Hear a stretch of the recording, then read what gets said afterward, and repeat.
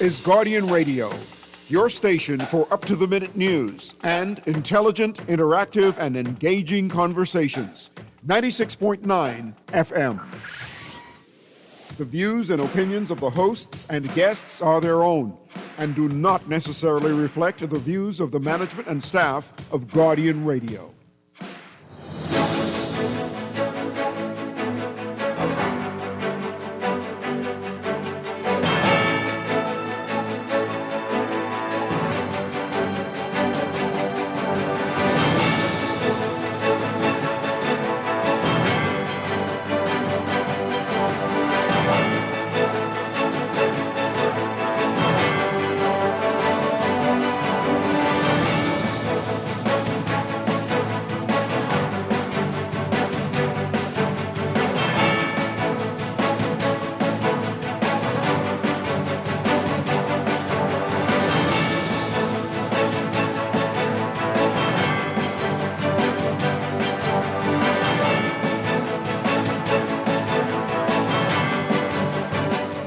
Good morning. Government says it will review the boating fees that are keeping marinas empty this winter season. And there was a huge turnout for a holiday giveaway yesterday. And men deny stealing $20,000 worth of meat from Bahamar. That's all straight ahead this morning. I'm Chester Robards filling in for Dwight Strachan, and this is Morning Blend.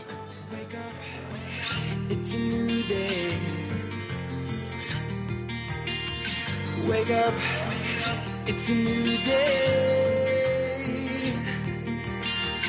It's the start of a new way. Don't you know that it's the start of the end of the old way. Wake up, it's a new day. Wake up, it's a new day.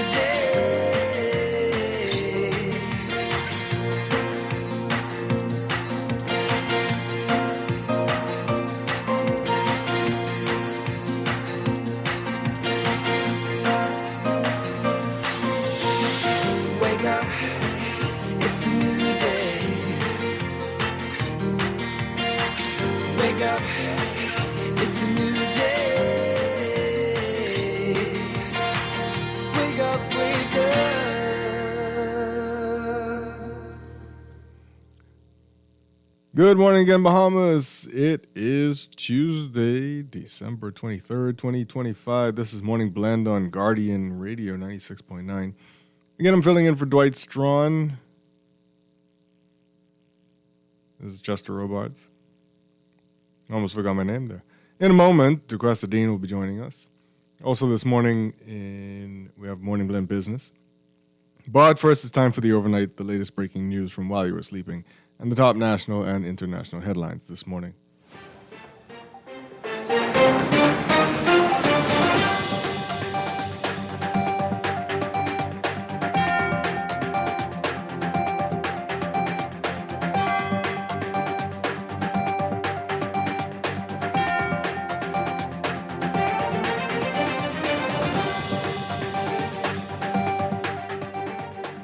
And in the overnight, Deputy Prime Minister and Minister of Tourism, Investments and Aviation Chester Cooper said yesterday that the government will review its recently implemented increase of cruising permit fees for boaters.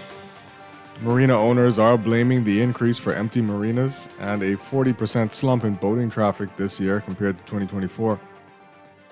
Cooper said the government has heard the cries of those closely connected to the sector. He said, quote, "Our priority is to protect the reputation and ensure the economic prosperity of the Bahamians who depend on it. Over the past several weeks, we have listened closely to the concerns expressed by our marina operators, tour guides, service providers, and small business owners, particularly in Abaco, Bimini, and the Exumas, regarding recent changes to the regulatory framework affecting our boating sector. We have also heard reports of cancellations and the sentiment from some visitors that they feel unwelcome."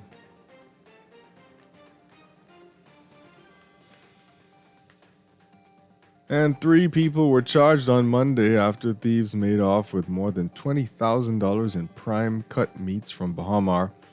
Bradley Bethel, D'Angelo Johnson, who both reportedly work as butchers, were charged with Edwin McGregor in relation to the theft. Prosecutors allege that between December 9th and 10th, the men stole hundreds of cases of meat and 2 cases of chicken with a collective value of $20,428.36. They entered not guilty pleas at their arraignment before Magistrate Abigail Farrington and were each granted $9,000 bail. Attorneys Nathan Smith, Joel Seymour, and Alfonso Lewis Jr. appeared for the accused. ASP Kendrick Bald was the prosecutor. And they lined up before the sun rose yesterday. Thousands of cars snaked around University Boulevard as Bahamians in need waited for food vouchers and other freebies at the Fox Foundation's annual Christmas drive at the Thomas A. Robinson Stadium. The organization distributed super value vouchers and hot breakfasts to more than 4,000 residents. Founder of the Fox Foundation, Adrian Fox, said more than $500,000 was invested into the drive.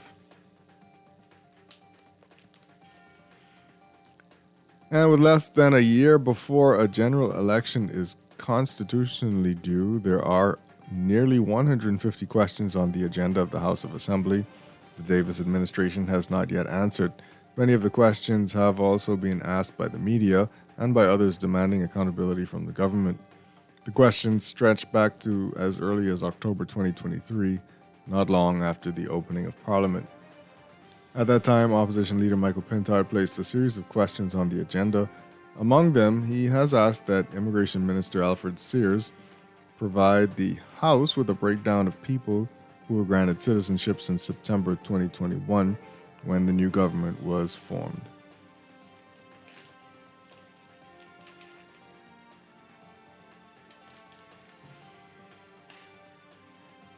Looking at news overseas,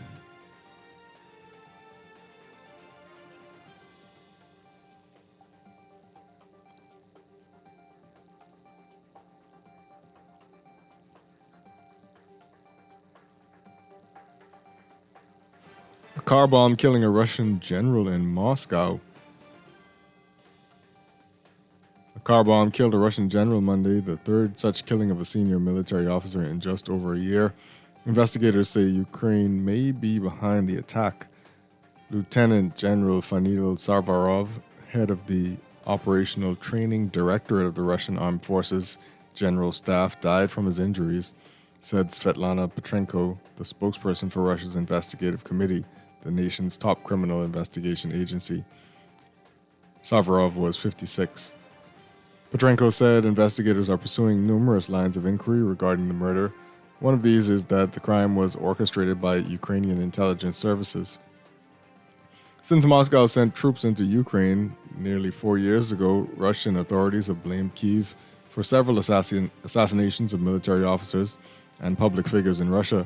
Ukraine has claimed responsibility for some of them. It has not yet commented on Monday's death.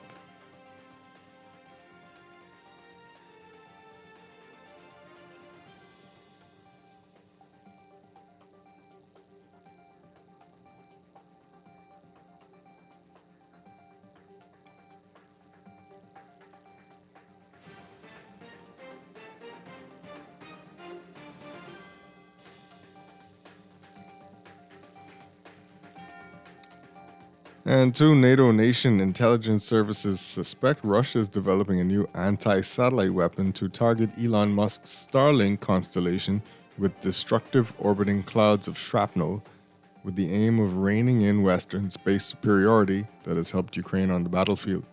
Intelligence findings seen by the Associated Press say that so-called zone effect weapon could seek to flood Starlink orbits with hundreds of thousands of high-density pellets, potentially disabling multiple satellites at once, but also risking catastrophic collateral damage to other orbiting systems.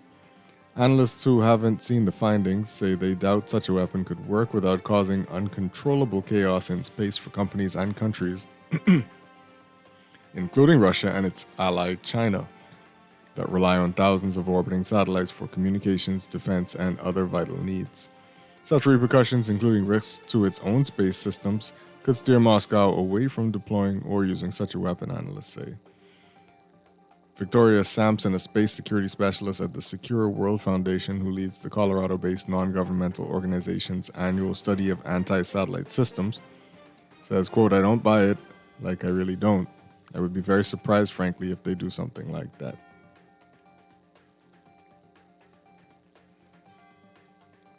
Let's take a look at sports now.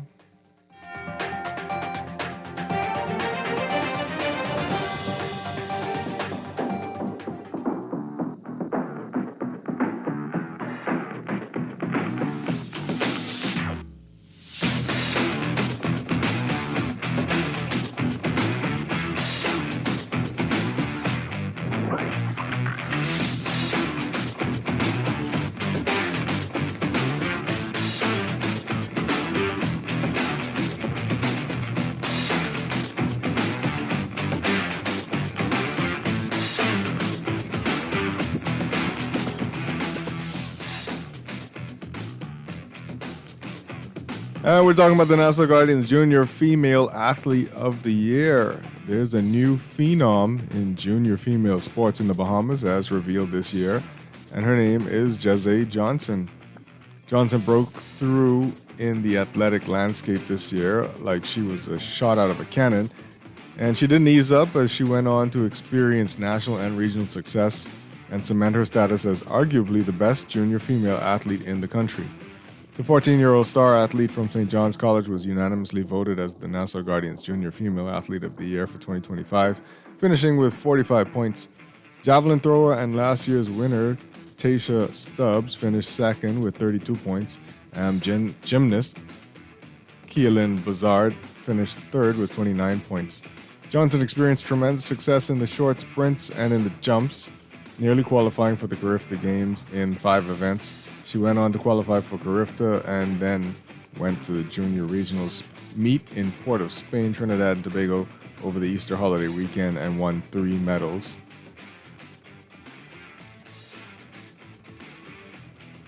And the 2025 Youth Sailing World Championships were held December 10th to 19th in Vilamoura, Portugal, with a couple of Bahamians among the more than 400 young sailors who competed.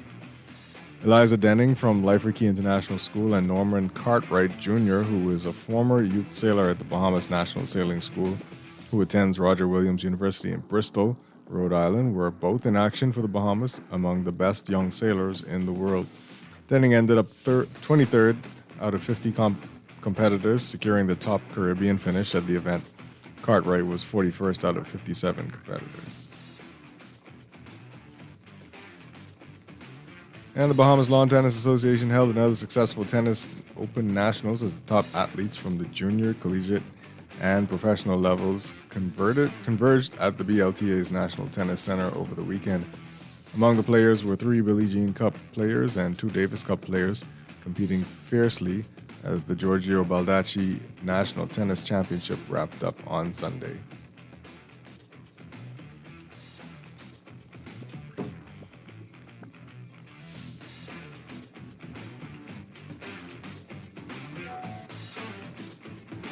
In sports overseas, San Francisco's offense is revving up just in time for the playoffs. One day after the 49ers clinched a playoff spot, Brock Purdy threw a career-high 5 touchdown passes, and Dee Winters returned an interception of Phillip Rivers' final pass, 74 yards for a score in a 48-27 victory over the Indianapolis Colts on Monday night. Coach Kyle Shanahan said, describing Purdy's play, "He was awesome. He played really well. I got on him for a couple throws he missed, but it was pretty close to a perfect game. He did a hell of a job." San Francisco has won 5 straight to stay competitive for both the NFC West title and the conference's top seed. It also snapped a 5-game losing streak in the series that dated to former coach Jim Mora's infamous playoffs rant in November 2001.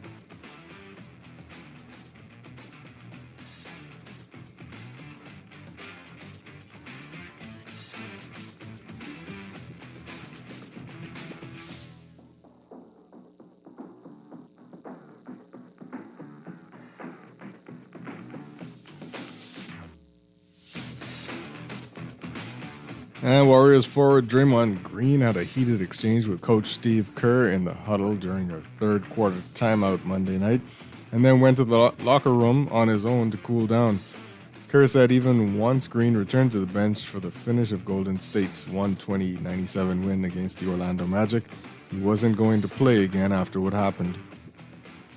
Kerr said, quote, "We got into it, obviously, and I took the time out just because I thought we lost our focus there a little bit. We had it out a little bit, and he made his decision to go back to the locker room to cool off, and that's all I'm going to say about it. Everything is private. I've got nothing further to add." Green contributed 9 points and 7 rebounds in nearly 18 minutes after being ejected early in the second quarter Saturday against Phoenix for consecutive technicals.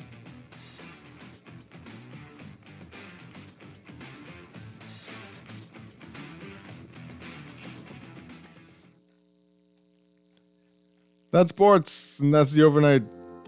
Time for your first look at weather.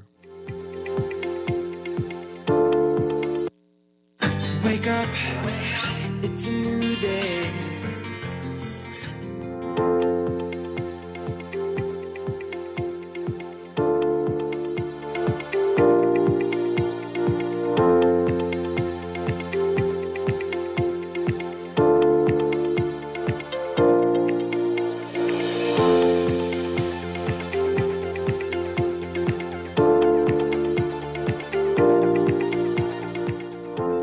And here's your weather outlook. A frontal boundary over the southeast Bahamas will continue to generate a few showers today through tonight before exiting the area early Wednesday. Elsewhere, high pressure ridging will dominate. Those small pockets of moisture drifting in from the east may lead to brief passing showers through tonight.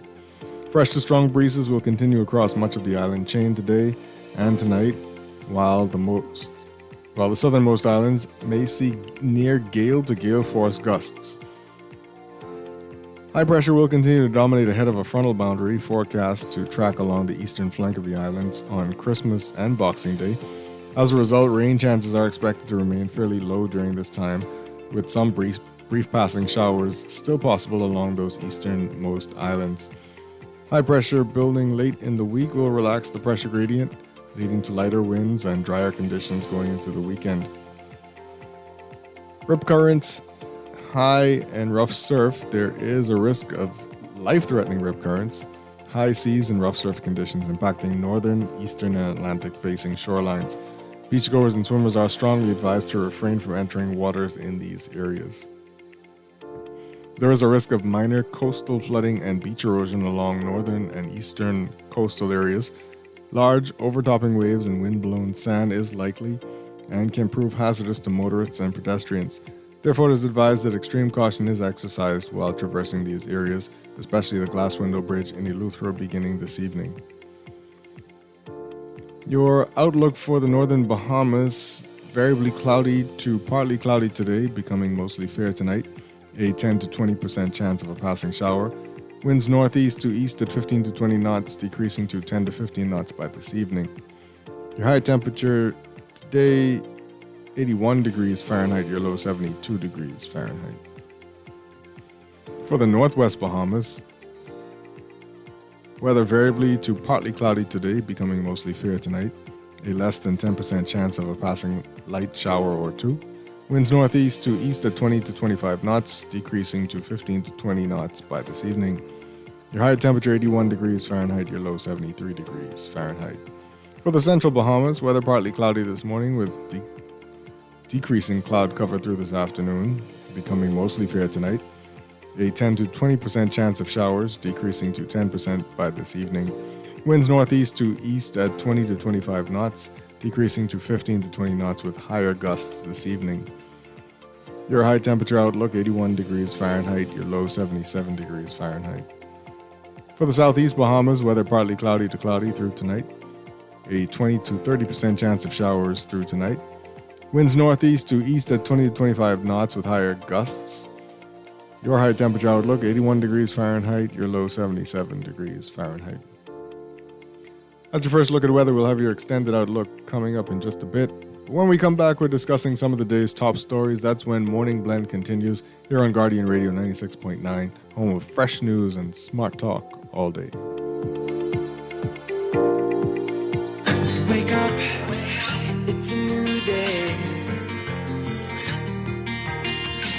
Wake up, it's a new day.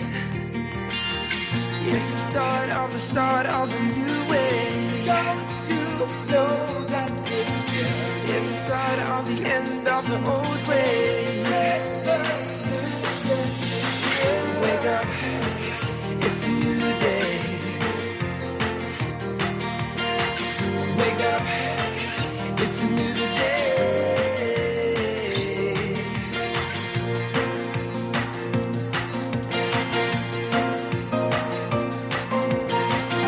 At Cleveland Clinic, care is everything. So when your primary purpose is to care for the world, you'd start with your community until you're accessible anywhere. You make complexities your specialties and put compassion before anything else, all to redefine what's possible. For everyone, everywhere. For every care in the world.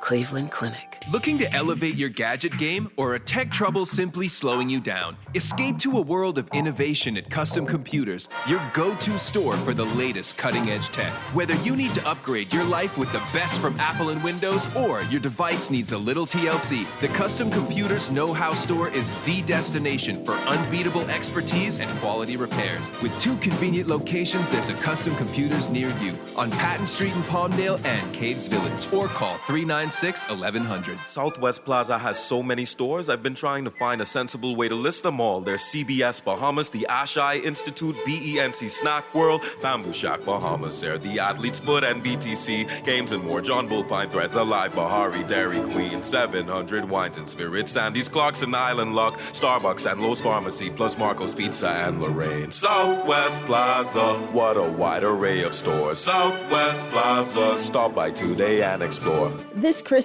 while we're wrapping gifts, preparing the ham, and celebrating with the people we love, let's also give ourselves a gift that lasts. At CFAL, we believe the best presents aren't found under the tree, they're built over time. A stronger pension, wiser investments, real financial peace. So whether you're just starting out or planning your next chapter, CFAL is here to help. This Christmas, give your future a little love with the help of CFAL. Growing wealth for future generations. Mommy, are you renting to Santa too? You have Santa. I have CIBC Caribbean. CIBC has sweetened the season so you can bring your holiday dreams to life and wrap a new home or land with incredible cashback deals. Plus, your approved loan gives you a chance to win up to US $5,000. Apply now at www.cibccaribbean.com/sweeten the season. Terms and conditions apply. No one likes a fender bender. Oh, man. From a little scratch to a full mashup, NUA Insurance has got you covered with auto insurance tailored to fit your needs and budget. For affordable rates with free on-site accident assistance, visit us online or in branch and just ask us. NUA Insurance. Ask us because we've got you covered.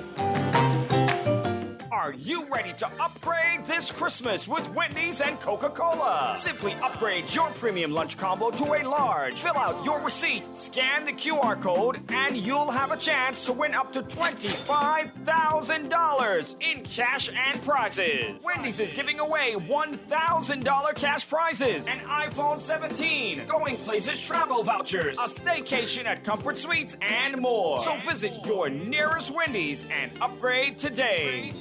Have you heard about Janae's Chesapeake Road's 5 days of Christmas give back? Get up to 20% off your toys or bicycles, electronic ride-on cars, four-wheelers, and motor tricycle purchases. All electrical item sales are final. Bring in a current year Janae's back-to-school purchase receipt, valued more than $50 excluding VAT, and get an additional 10% off. Restrictions apply. And don't forget the Christmas decorations, balls, and ornaments. Janae's Chesapeake Road's 5 days of Christmas give back going on now. Extended store hours till 7 p.m. Hurry in and get more bang for your bucks. Wake up, it's a new day. Wake up, it's a new day. It's the start of a new way. Don't you know that it's the start of the end of the old way.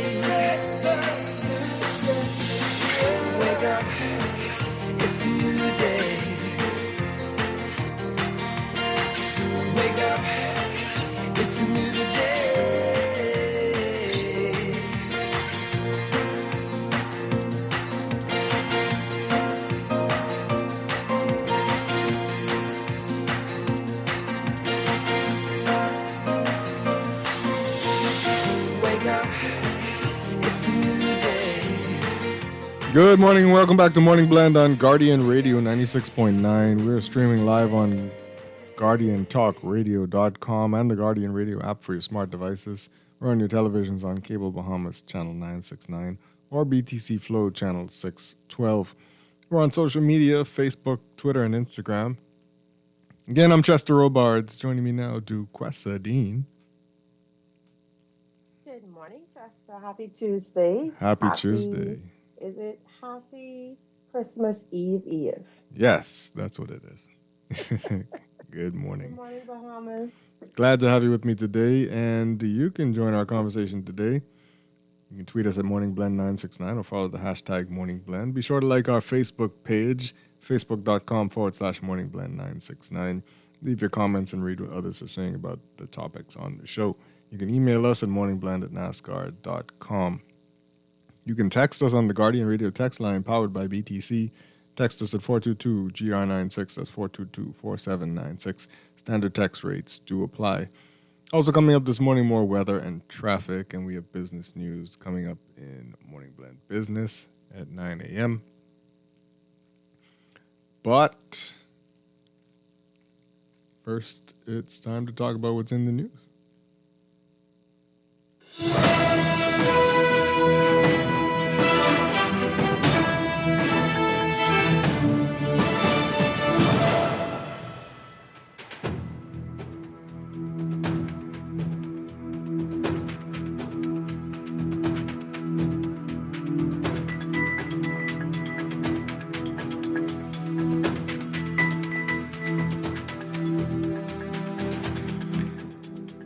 And before we get into the news, I just need to remind everyone that first weather report that I did is sponsored by Star General Insurance Made Simple. In the news, so I don't know how many people have been following this whole marinas and boating fees story, but the government has finally said something about it. Not a total reversal yet in the statement that was sent out by Minister of Tourism, Investments and Aviation, Chester Cooper, yesterday. Let's read that statement to bring you all up to speed.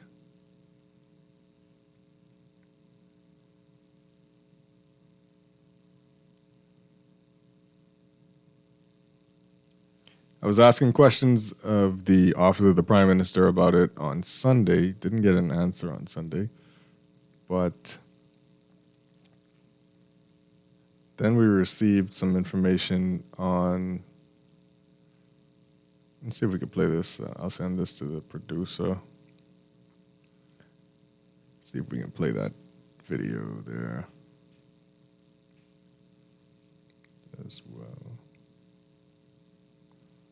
Duquesa, I was just about to do what I keep doing on my phone.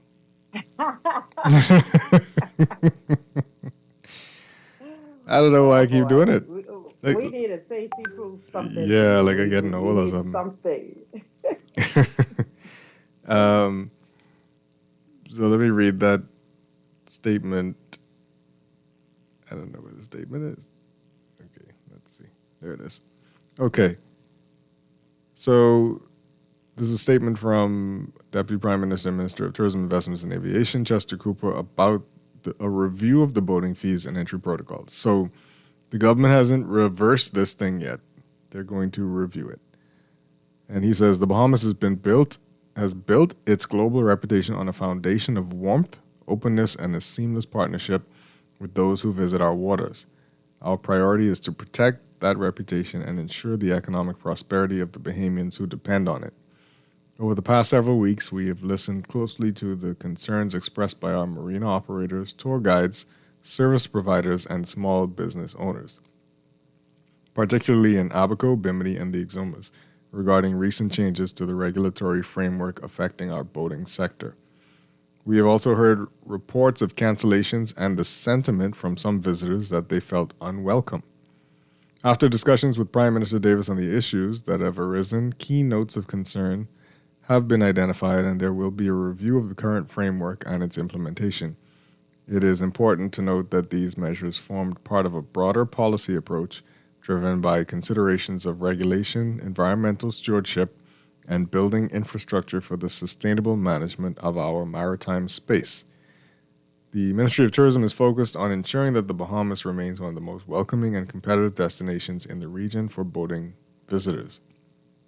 To that end, I will be working closely with my cabinet colleagues, the Ministry of Finance and the Ministry of Transport, as we advance a review of the process and its ultimate competitiveness.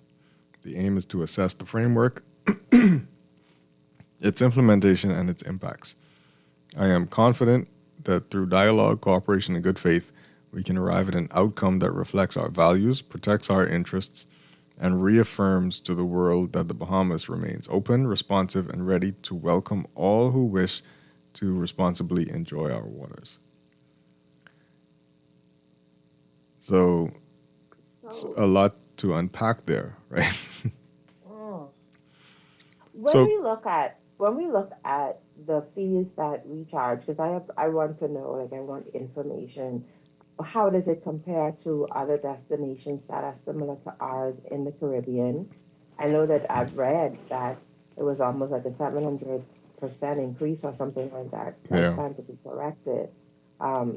I would also like to know how it stands up against, like, other Key West or Turks and Caicos, where I've been reading the boaters are choosing to go. Right. Do we have any information of that sort, you think? I mean, the information is there. I don't remember what percentage the fees went up, but they, from the conversations I've been having, they've been astronomical for the most part. And it's not just the fees, but at some point right before the pandemic or during the pandemic, the Association of Bahamas Marinas developed a portal to capture the fees. So it was a one-stop shop for boaters. They'd go there, they would sign the paper, whatever necessary paperwork they had, and then they would pay. The government demolished that when the Progressive Liberal Party came into power and tried to implement their own thing and do to these incoming visitors what they do to us already, which is send us all over the place to pay this, pay that, sign this, and sign that.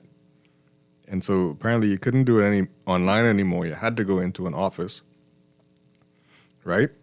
Which opens the door for what to happen.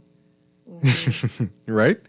I don't know if it was happening. I've heard stories, but right, it seems to be normal practice for us to have to slip somebody something to make life easy.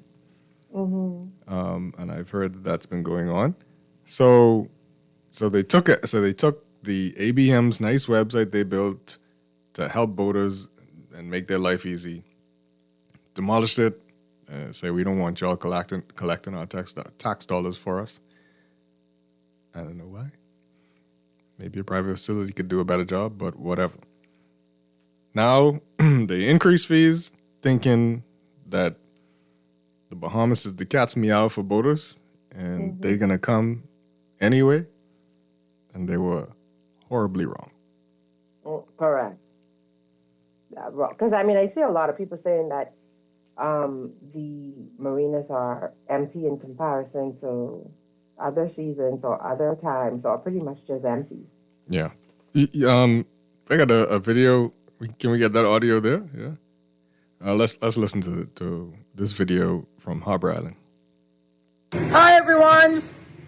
This is a note to let everyone know what's going on here in the Bahamas. This is Mr. Blair from Texas. Welcome home, people. Horns, baby. We are here on our own boat. I've been coming to the Bahamas for 10 years on my boat. I've been to Nassau. I was going to go to Abacos. There's no one here. I don't know what's going on. Get the law back to where it was. Tourism's dying. It's not nice. We're going to leave in a couple of days. I want to stay for the week, but there's no one here. So people going to Key West instead. I just went to Where did I just go to? I went down to Cuba. I went to Turks and Caicos. And I was like, let me just give the Bahamas a try. Everyone told me it was dead, and they're right. So let's get back on track, people. Please, Bahamas the best. All right, we have the best. You hear that? We're the best beaches. The best. Top 10 in the world, best and they want to be here. Best hospitality, best everything. But you got to be more realistic with the new taxes, correct? Yeah, you're just killing all the charters. No one wants to spend the money. No one wants to spend the money. Yeah, they'll spend it when they get here, but now there's a big tax. No one likes paying the government. But we pay our VAT and all that, but yes. How much percent they went up, do you think? It was just too much, correct? It was a big triple or something. Yes. I mean, no one's coming.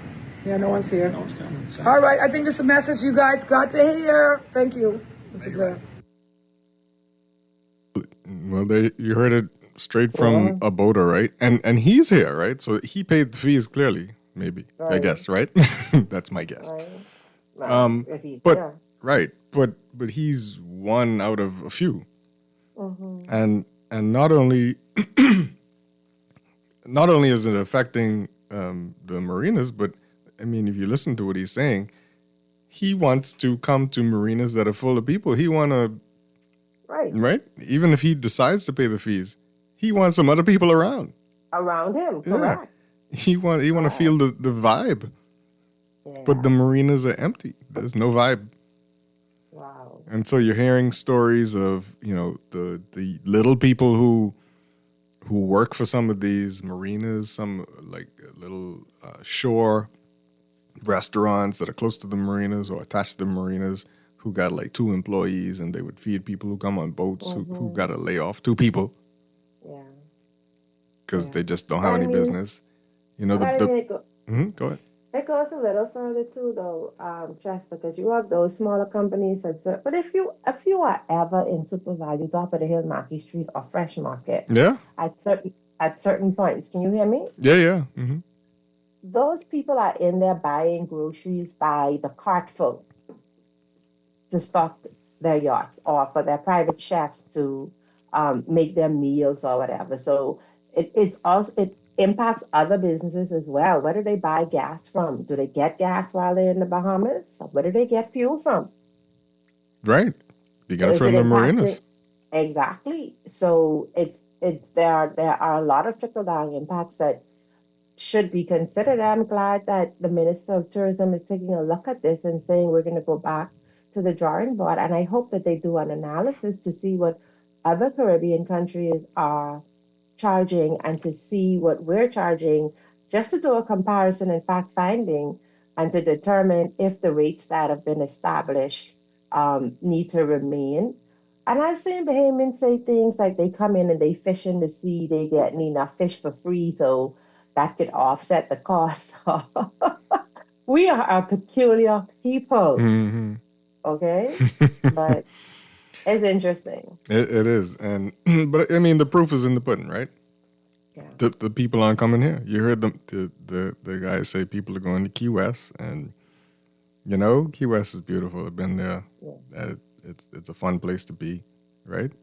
Mm-hmm. People going to Cuba, huh? I never heard Cuba was a boating place. That was my first time hearing that. Turks and Caicos, they're trying to build up their boating industry, and they said, "Thank you, Bahamas." They come in here now, right? Yeah.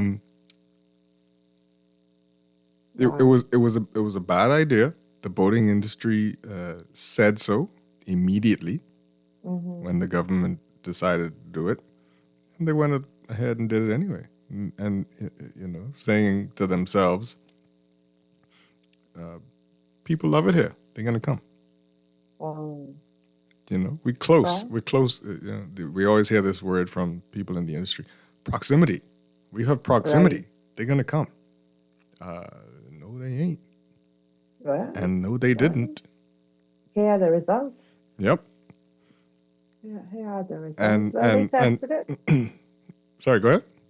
They tested it, and now it needs a reevaluation. That hopefully they're listening to what the boaters are saying, but also what the boating association, what they're saying about. Hopefully they listen, Jessica. Yeah, those are the boating. Excuse me, I don't know what's going on. The boating association in the U.S. told them in several letters and videos and whatnot, hey, this is a bad idea.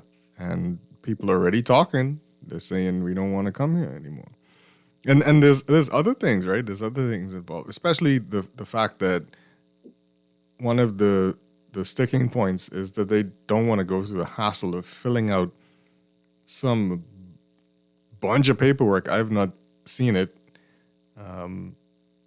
They have to spend time filling out a bunch of paperwork for customs and immigration. I've heard stories that, guns have been taken off their boat, even though they're allowed to come into the country with guns on their boats. Whatever. That's neither here nor there, I guess. But lots of things have been happening that's not hospitable to this boating community. And the Association of Bahamas Marinas president, Peter Moore, spoke to him yesterday, and he was making this point too, right? You mentioned fishing. People are saying, yeah, they just come in here and fishing. They need to get charged. And, he said, well, we got the Defense Force and all these people out here catching people with drugs and catching people with poachers and these other people. We don't really hear or see boats, just pleasure craft being brought in for this infraction that you're all talking about. Mm-hmm. So if they're out here catching these other people, why are they not catching these people breaking the law, right? So I don't know. That was a decent point. But I think the most concerning part about this whole story was the fact that the government was not moving as the signs came in. They weren't saying anything, and they weren't doing anything. As marinas started to say, it's slumping, the numbers are dwindling, people are complaining, nobody said anything, but more importantly, nobody did anything right away. And again, these are these people's lives, right? Their livelihoods, their employees, ancillary businesses that take care of the boats. Specialized boat plumbers who fix yacht toilets, and because nobody else could do it, right? These people who've been working year round, making a decent living, suddenly government changed something and they got no work. And the government doesn't say, oops, we made a mistake. Let's go turn this around immediately. Not review it, right? Because the industry is telling you that you made a mistake. Yep. Please listen. Please listen. Do something. Yeah. Well, we got a call coming in here. Let's take this call, see what's caller say. Good morning, caller. Welcome to Morning Blend. Good morning, Chester. Good morning. And good morning to your guest. From listening to the discourse and also reading about it, and I followed the debate from the Minister of Tourism was under Mr. Honorable Obi Wilshcombe. I had the opportunity to drive the president of the Florida Boat Association when he came in to contest the considered increase at that time. Mm-hmm. Now, I want to be clear that I understand there are two very separate issues at play here. And so I want to speak to them as they are specifically very different issues. The issue as it relates to the methods and the means whereby boaters coming to the Bahamas are able to manage their costs in terms of paying for it, as per the previous site that was done by the Bahamas Boating Association. I have no qualms with the fact that the best platform that made the boaters' lives seamless should have prevailed. I'm not going to side with the government in disrupting a process that was working simply because they had a distrust or a disagreement with who collects the revenue. It's not unusual with our airspace, we're not collecting the revenue for that, and we're not screaming about it. It's working fine. The U.S. government collects the revenue, and we receive it. I have no qualms with that. Where my difference comes in is when we talk about the fees. I change sides on that. And I want to ask you, Chesters, am I clear in understanding the fee structure as outlined in the papers today? Are those fees correct? You seem to be very familiar with this story. Are those fees correct? Which paper are you talking about? I don't know if we published the actual fees. The Guardian today has listed in the fee structure $500 for vessels 50 foot and over, $3,000 for vessels 100 feet and over. Are those fees structured to be correct as you understand them? Yeah, that sounds about right. Yeah. Hello? Yeah, that sounds right. Mm-hmm. Okay, so this is what I want to speak to separately from the previous subject. I cannot understand if you're driving a 50-foot yacht to the Bahamas, the fee structure that the government is proposing, as I understand it, is less than $1.38 per day. It says $500 for 12 months.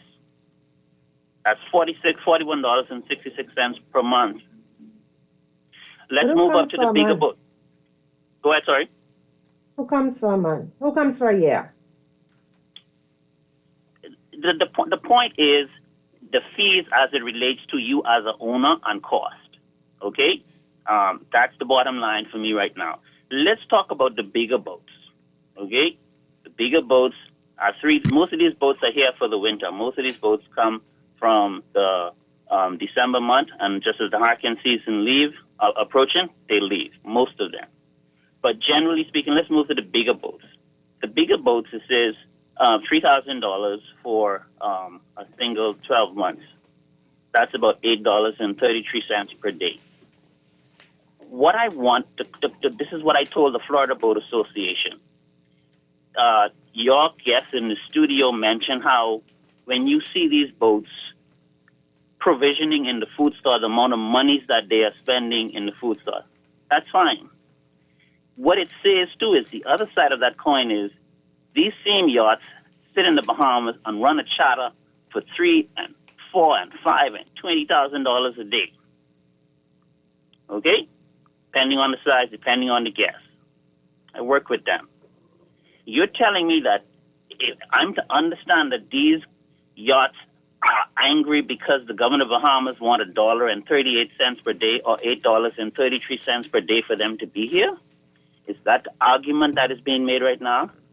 Please help me to understand that. I'm not sure it's quite that simple. Just listen up for just a second. I think we'll have somebody who can explain that. So let's take this call coming in. Good morning, caller. Welcome to Morning Blend. Yeah, hi, this is Peter Morey. Hey, Mr. Morey. How you doing? The president of the Association of Bahamas I'm glad Mariners. you called in, actually. Very glad you called in. So yeah, we had that caller. I know part of the fee structure thing that I'd like to speak to. Yes, please do. So the question was, he said the portal that was put up, it was a necessity at the time because of COVID. So we put it up, and of course it worked. And the government collected $5.5 million. We didn't get any of that money. In fact, the license agreement said that the government would then reinvest 10% into navigation aids, training, and things like that for the Bahamian people.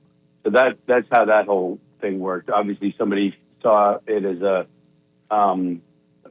something that they wanted to control, so they took ours down and they tried to put their own up at a cost of, I think it's spiraled out of control now. I think it's somewhere north of $2 to $3 million. But the problem is it still doesn't work. So this is the problem that voters are having. Then we had the click to clear, right? So that worked. Everybody got used to it. It was 423 questions. It was, 4 to 5 hours. But, everybody, tried to get through it. And finally, we got that working. Then, things changed with the election and all of that. And then everything got wiped off the table and we started again. like the clear has now gone away for the FDCC. That's not digital. You have to pay anchorage fees, which we were told in the House of Assembly, right, that if you were staying at a marina, you wouldn't have to pay. So people that came were sold the wrong bill of sale. They arrived to the Bahamas expecting to stay in a marina and suddenly got hit with a $800 anchorage fee. Then you have the fishing license, which traditionally was included. Depending on what kind of boat you have to pay for the fishing permit. But you can't do it online with your clearance. You now have to go to somewhere every month and go and either have customs come to the boat or go somewhere and pay it. So every time you want to pay, if you're down the Exumas and you're in the northern Exumas where there's no government offices, then you have to go down to either Georgetown or you have to come back to Nassau. It's the whole process. This is what no one understands. Yeah. It's not the actual fee. If the government said, look, and when we sat down and had this conversation, if we said we may not agree on the fee amount, but if it were a simple process and said, okay, we're going from 500 to 1,000, we're going to double it. Okay, fine. Now you go online, you do what you've already asked everybody to do, and you pay that. Then we can argue about that. But then to go, well, now you have to do this, then you have to go there. Oh, and when you get here, you're going to get charged a pilotage fee, which they said they were going to change. They never have. This has been over a decade we've been asking for this. I mean, a 30-ton boat, just to put it into perspective, is like one of these excursion boats to go to see the pigs. We're getting into that area. I mean, every commercial fishing boat, mail boat, the bigger ferry boats, obviously some of the bigger yachts, it's anything over 45 to 50 feet is going to exceed the 30-ton limit, right? So that means every single one of those boats coming in and out of any harbor, because we can set up a pilotage at every harbor in the Bahamas for 30 tons, has to be, pay a pilot fee.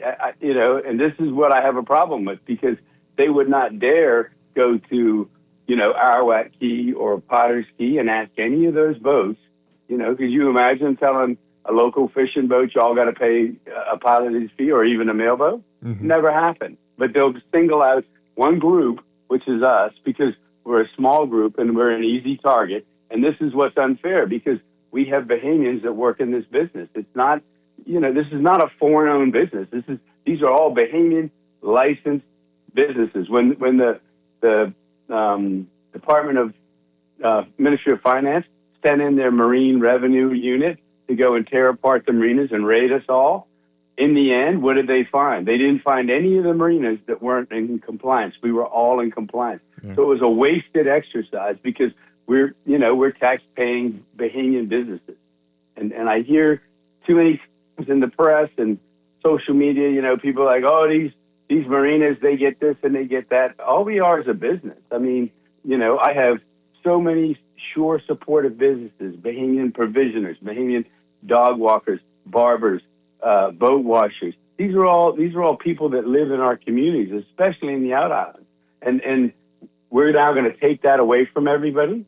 So, and give it, I don't know, but I'm not saying anything about the cruise industry, but they certainly seem to get a whole lot more attention and a whole lot more help than the Bahamian businesses that live and pay, taxes here.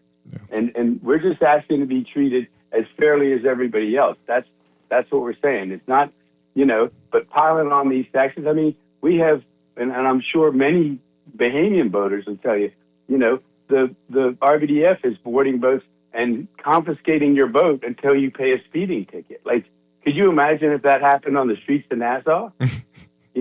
Hey, you guys are speeding, we're going to confiscate your car until you come downtown and pay your ticket. Bahamians would go through the roof.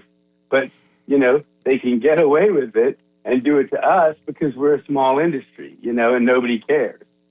Although, from an economic standpoint, we're 1/3 of the hospitality GDP. So, we sell a lot of fuel, a lot of groceries, and in this exercise that we did, we took the survey from the marinas on what we lost in revenue, what our potential bookings were. It's a $25 million loss in this industry, right?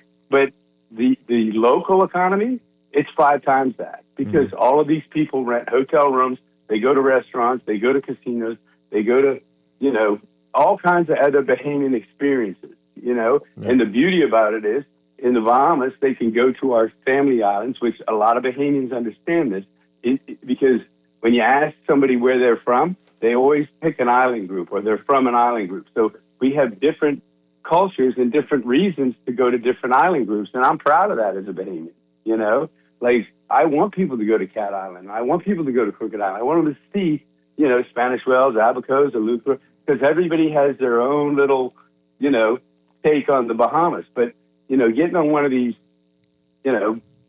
cruises that take you to their Bahamas, it's not what we live. And this is what I have a problem with. I want this industry, and I want Bahamians to have the same opportunities, all throughout the country, because that's what we're trying to do as the Association of Marinas. We try to get boats all the way down to Anagua, our furthest southern island.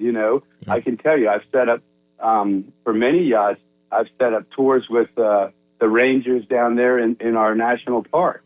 I've given them anchorages, marinas, like all kinds of different places. This is what we do as an association to get this industry to everybody, so that everybody can be a part of it. Yeah, and to take that away just because of, somebody not listening or understanding the fee structure, it's not fair.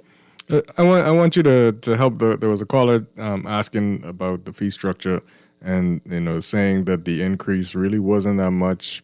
He broke it down to per day.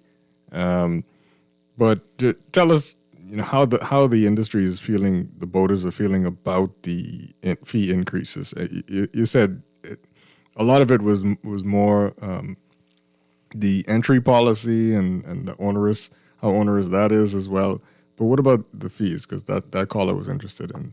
Okay, so just like in the hotel industry and our other tourism products, Airbnbs and everything else, there's a competitor. Okay, so when you have big resorts and they sit down and they do their market research and everything else, they compare themselves to other countries and try to align themselves with, look, we have a better product because, we're the biggest resort in the Bahamas, let's say. We have all of these things that you can do without naming anybody, but we all know who they are. And they try to put, when they put their marketing together, they put out the best reason for you to come here is because of not just the experience, but the race and everything else.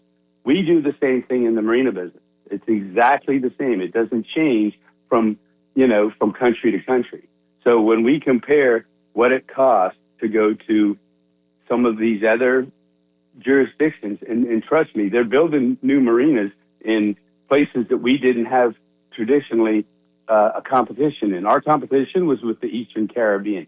Now you have bigger marinas opening up in the DR, bigger marinas opening up in Puerto Rico, and if they ever sort anything out in Cuba, trust me, they have marinas that are already built, that were closed down, because of the, their own political or whatever, revolution, whatever. But the marinas are there. I've seen them. I've been to them. I've gone down there with officials and seen it. And, if they ever come online, that'll be that many more places that the Bahamas is in competition with. So this is where the fee structure, it has to align with our competitors. We can't just go, oh, well, they're only paying $1 a day to be here. It doesn't matter. If they're paying in Turks and Caicos, which has seen an 82% increase in arrivals, right? And they're paying 50 cents, then we got to be at 50 cents. It's what the market will bear. I mean, I hear this too many times. It's like, yes, we have the best product in my opinion, in the world. I would much rather be on a boat in the Bahamas than our Eastern Caribbean neighbors. Not to say anything bad about them, but right now I can assure you, just because of the rivals and the density of boats there. Their businesses, beach bars, restaurants, retail shops are thriving. I've seen it. I've talked to captains that are there, Bahamian captains that are on boats stuck down there. A friend of mine runs a 130-foot yacht. He's a Bahamian captain. He goes, I can't understand for the life of me why I'm 1,000 miles from home during Christmas, doing charters in the Caribbean when we have the best country, the best place to visit. Yeah. And this is what we should be selling. Look, we're competitive. But instead, we go, oh, you know what? Y'all want to come here? There's only space if you pay this. And then we eliminate everybody else. And this economy can't run like that. We have too many Bahamians in the service industry. Yeah. And this has been our point. Yeah. As a marina, I only provide dockage. There's so many other jobs. They say, for not to go on too long, but based on the studies that were done by the USSA and some of the other maritime organizations, one 40-meter yacht will employ up to 30 people, not just the 10 crew on board, but all the shore supportive services, and spend $200,000 a month wherever they are. That's to keep it running. Yeah. That's electricity, water, fuel, dockage, and groceries and everything else. Yeah. Mr. Moore, I have a quick question before we end our conversation. I noticed that the yacht show was canceled. Can you tell us if the rise in fees played a part in the cancellation of that show? Yes, it's exactly the reason. So the idea of the Bahamas Yacht Show, because we modeled it on the Fort Lauderdale show, the Monaco show, all the major shows, and what it is an industry show. It's a trade show. So what we do is we get the yachts here. The Bahamian businesses open up booths, and they in turn can show the yachts what they have to offer and why they should come to the Bahamas. Obviously, if there's the yachts here, then we get the brokers and we get the management companies to come and see the boats in the country. So, 2 years ago, or just that one short period, and for this yacht show, we were charging Bahamians. I think we had 44 Bahamian businesses represented, 70 allied members of the Marina Association, 50 marinas, all represented in one place. Well, Nassau. We used 3 marinas: Hurricane Hole, Atlantis, and Bay Street. So this gave those guys the opportunity. Some of these businesses are too small to go to these big trade shows and stuff. So it's their only opportunity to get in front of these boats to say, look, we can provide provisioning or mechanics or whatever. So that was the purpose of the show. But when last year we went from the year before we were at 80, the changes came in July. So last year we went into, I think we had 40 boats. Before we had almost 200 brokers. We went down to 120 and 40 boats. And then this year we were under 20 boats. Well, at that point we have to block out slips in the marinas, just like any other person, or show. The Association of Marinas, we have to block out slips in our own marinas, right? We have to take a block of rooms at the Atlantis. Last year, I think it was Margaritaville. But nonetheless, we got to the 30-day mark, and after that, if nobody takes those rooms, we have to pay for it out of our own pockets. We're not government funded. We don't get free money. So when they said, look, you guys, we have 12 boats that are registered. We probably had, at that point, 12 brokers, because the brokers won't come unless the boats are here, right? We said, you know what, give up the rooms, give up the slips. We'll just do it another year or whenever things change. There's nothing we can do. But, with the economic effect of these policies on the actual businesses, I couldn't ask any member in the marina to go, look, you guys reach into your pocket, let's pay for these rooms, and hopefully someone will show up. Everybody was like, hell no, we're not doing that. And then the local businesses, we always charge local businesses $100 for a tent. So we were out of pocket for that, but it got them the chance to get in front of these people. So it was important to us as an association to let these boats know the Bahamas is a viable place to come. We have all the people you need to make your business run. Because, like I said, one boat needs 20 people on shore doing all kinds of different things, laundry and, just everything. So that's why we had to cancel. We just don't have the money, and we're not publicly or, government funded. So nobody wanted to pay that bill. So that's why we canceled it. Wow. Mr. Moore, thank you. Thank you so much for calling in to clarify a lot of that. We appreciate you. Hope things change. And I hope that clears it up. I mean, I just want to say this is not, and I see it on social media, so I have to speak to it. This is not something, a rich marina, and I see people go, oh, these marinas aren't Bahamian owned. That's total ridiculousness, all right? More than 60% of our marinas are Bahamian owned, and every single marina has Bahamians working in it. So how is it not Bahamian owned if we all, as Bahamian citizens, live and work in it and pay our taxes and live in these communities, not to mention all the surrounding businesses that do the same. Yeah. And we want to kick these people out. I don't understand it. Yeah. The government said this was when I was younger, tourism is everybody's business, right? Well, so you can't take it away from us and give it to someone else because we're all Bahamians too. Yeah. And that's important to us. We just want to be treated fairly like everybody else. So we're willing to sit down with the government and try to come up with a framework. We've made multiple suggestions and multiple, we had a national maritime policy that we put together to empower Bahamians into that. I mean, we were the ones that got the government to add the Bahamian brokers, as a part of this business. Yeah. Because traditionally a foreign flag vessel could not basically solicit in the Bahamas. But we were the ones that said, look, if they're in the Bahamas at a dock and somebody is, in a hotel or an Airbnb, can they do it through a Bahamian broker? Because it keeps the boats longer. Right. The longer the boats are here, the more they spend in the local community. Right. And that's how we got that changed. Yeah. But that was for Bahamian. Yep, anyway, absolutely. I won't go on anymore. We appreciate you calling. Thank you so much. Thank you so much. Thank you very much. Yeah, that Bahamian broker thing was, when I found out about that, I was like, this is the most wild thing that I've ever heard. The Bahamians couldn't charter yachts. Bahamian brokers couldn't charter yachts. It was like, what? What are you talking about? They're here in the Bahamas doing business. What do you mean Bahamian brokers couldn't charter the yachts? That blew my mind when I found out about that. I was like, who are we? But I hope that that answers the caller's question. And again, while you may not agree that the boat should be, or people coming in should be paying a little bit more, if I think I have the best product in the world, and some other people have it a little bit cheaper, doesn't matter if I got the best product in the world anymore. You just can't outprice yourself. That's right. If nobody buying it, then I don't actually have the best product. I agree. Right? I also don't think we should lump everybody in one category as well.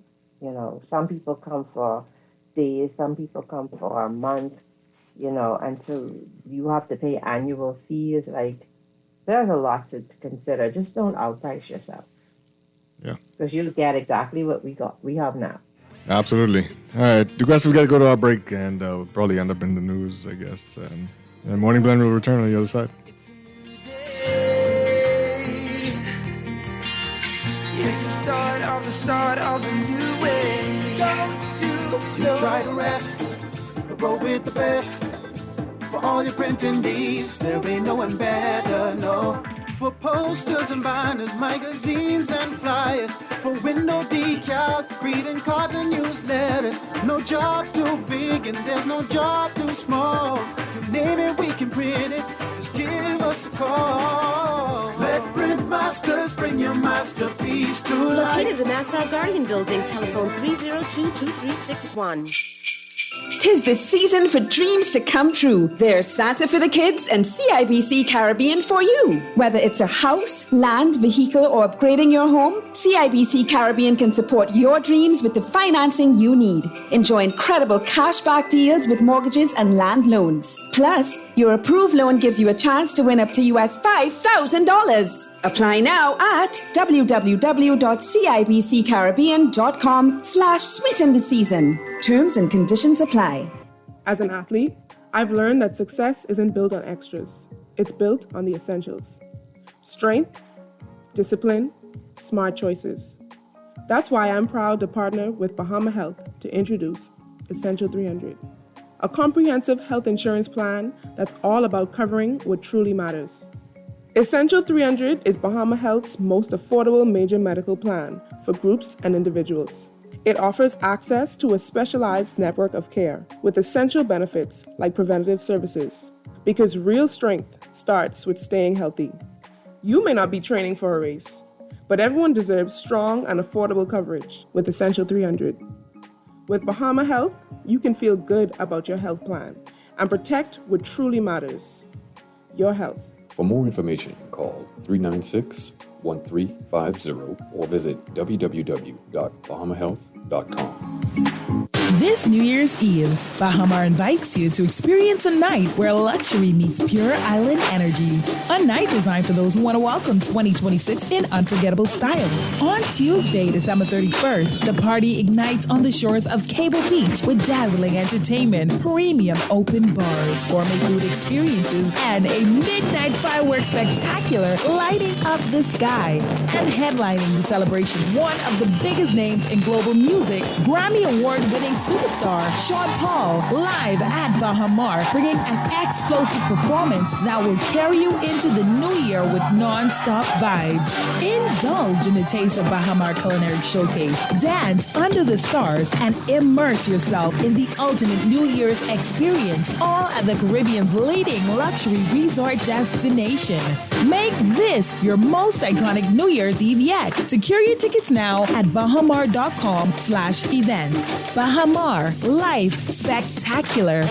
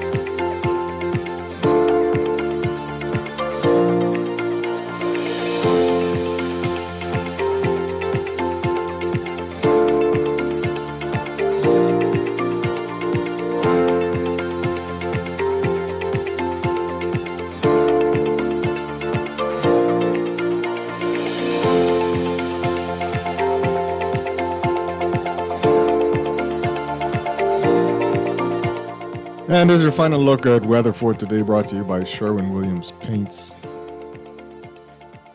A wind advisory and gale warning is in effect for the northwest, central, and southeast Bahamas.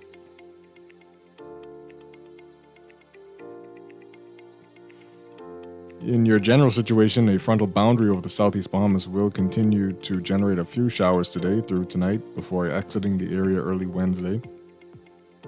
Elsewhere, high pressure ridging will dominate. Those small pockets of moisture drifting in from the east may lead to brief passing showers through tonight. Fresh to strong breezes will continue across much of the island chain today and tonight, while the southernmost islands may see near gale to gale force gusts. A high pressure will continue to dominate ahead of a frontal boundary forecast to track along the eastern flank of the islands on Christmas and Boxing Day. As a result, rain chances are expected to remain fairly low during this time, with some brief passing showers still possible along those easternmost islands. High pressure building late in the week will relax the pressure gradient, leading to lighter winds and drier conditions going into the weekend. There is a risk of life-threatening rip currents, high seas, and rough surf conditions impacting northern, eastern, and Atlantic-facing shorelines. Beachgoers and swimmers are strongly advised to refrain from entering the waters in these areas. There is a risk of minor coastal flooding and beach erosion along northern and eastern coastal areas. Large overtopping waves and wind-blown sand is likely and can prove hazardous to motorists and pedestrians. Therefore, it is advised that extreme caution is exercised while traversing these areas, especially the Glass Window Bridge in Eleuthera beginning this evening. For the northern Bahamas, your weather partly cloudy today, becoming mostly fair tonight. A 10 to 20% chance of a passing shower. Winds northeast to east at 15 to 20 knots, decreasing to 10 to 15 knots by this evening. Your high temperature today, 81 degrees Fahrenheit. Your low, 72 degrees Fahrenheit. For the northwest Bahamas, weather partly cloudy today, becoming mostly fair tonight. A less than 10% chance of a passing light shower or two. Winds northeast to east at 20 to 25 knots, decreasing to 15 to 20 knots by this evening. Your high temperature, 81 degrees Fahrenheit. Your low, 73 degrees Fahrenheit. For the central Bahamas, weather partly cloudy this morning with decreasing cloud cover through this afternoon, becoming mostly fair tonight. You have a 10 to 20% chance of showers, decreasing to 10% by this evening. Winds northeast to east at 20 to 25 knots, decreasing to 15 to 20 knots with higher gusts this evening.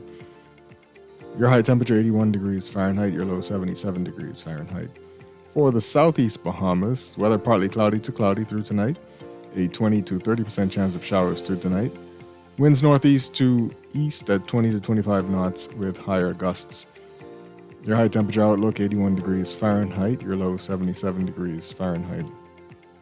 In your extended forecast for Wednesday, Christmas Eve. For the southeast Bahamas, partly cloudy.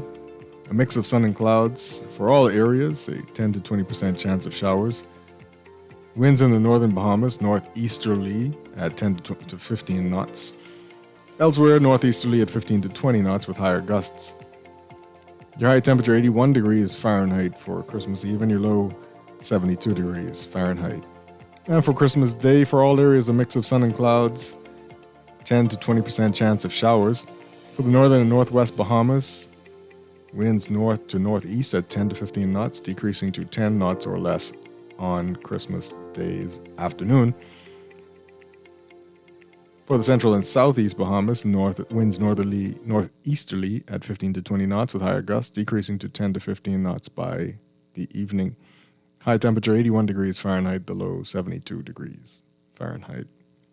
That's your weather, brought to you by Sherwin-Williams Paints.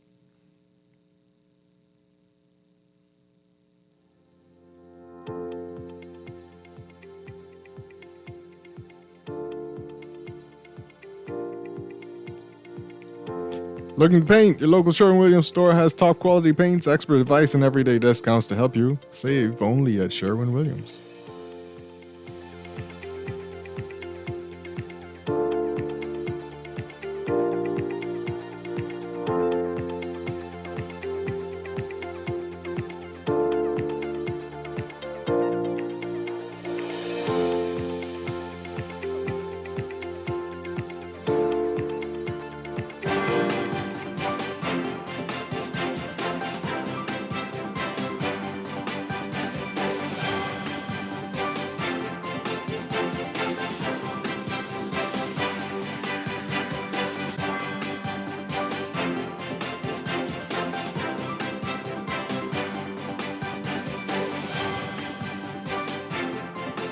And as you look at traffic for today, your traffic brought to you by RBC Royal Bank and NUA Insurance Agents and Brokers.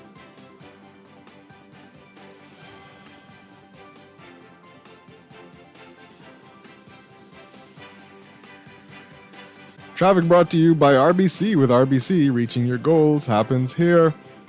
And traffic, Christmas week, you know how it goes. Right now, this morning, we're looking at some traffic on Sambalabad Highway. Not as bad as, when school is open, but still pretty thick. Close to the Fire Trail roundabout, but not all the way back there. Looking pretty good on Gladstone Road so far. Traffic just down the hill there.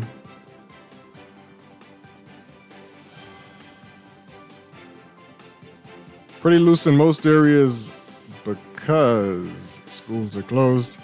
Some traffic on Blue Hill Road as you're heading north. Looks like it's flowing though.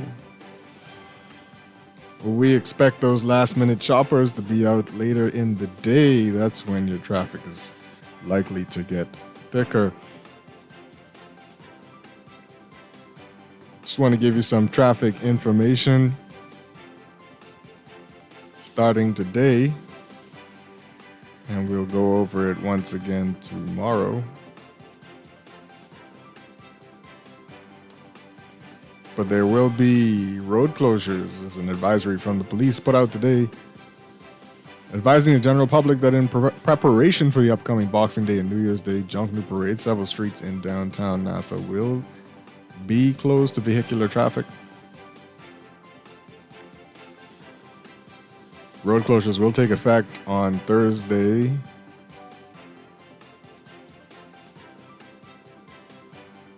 and Wednesday. The following streets will be closed to vehicular traffic: Shirley Street between Elizabeth Avenue and Frederick Street, Parliament Street between East Hill Street and Bay Street, Frederick Street between Woods Rogers Walk and Princess Street. This is for Boxing Day.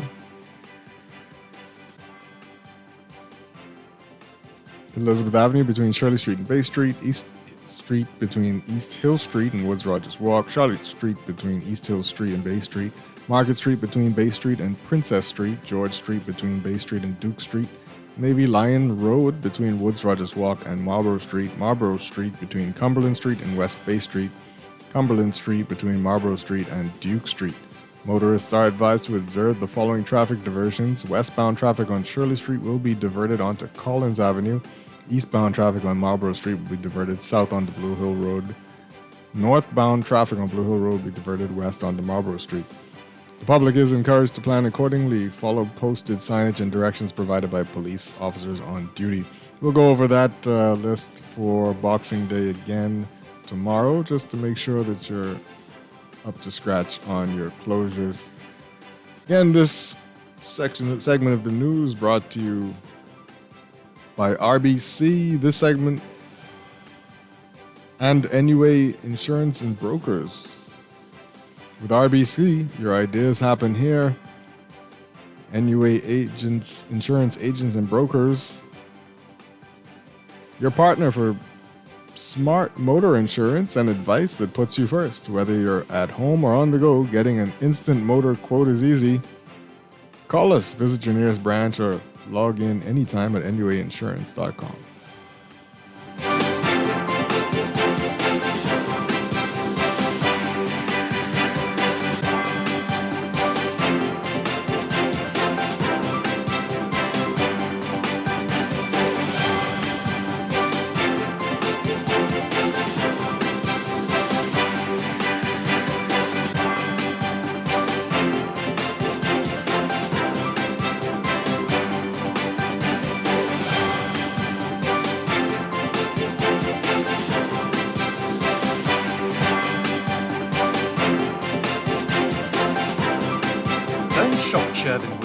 Don't get the best service in the Bahamas then. The love is really, really strong in Sherwin-Williams.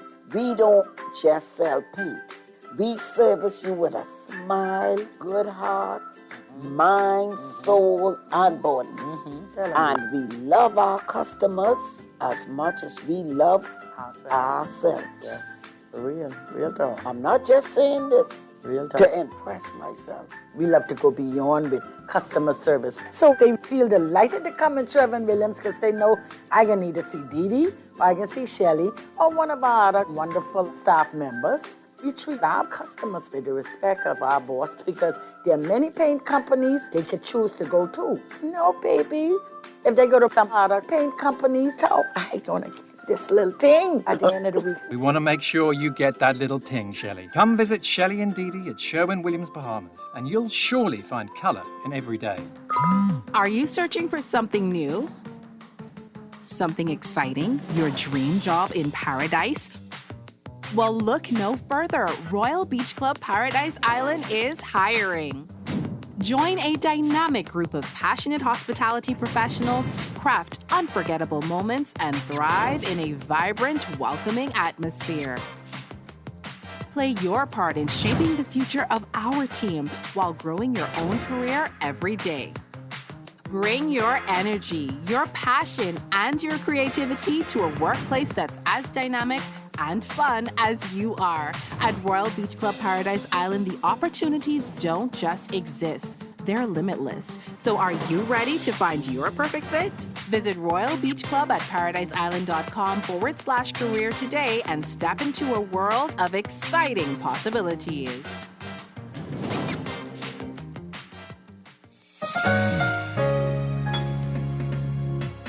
Put more money back in your pocket with the Fidelity Debt Consolidation Loan. Why pay more when you can pay less? Reduce your monthly debt payments down to one low, easy payment. Apply for a Fidelity Debt Consolidation Loan today. Call 356-7764. Fidelity, we're good for you.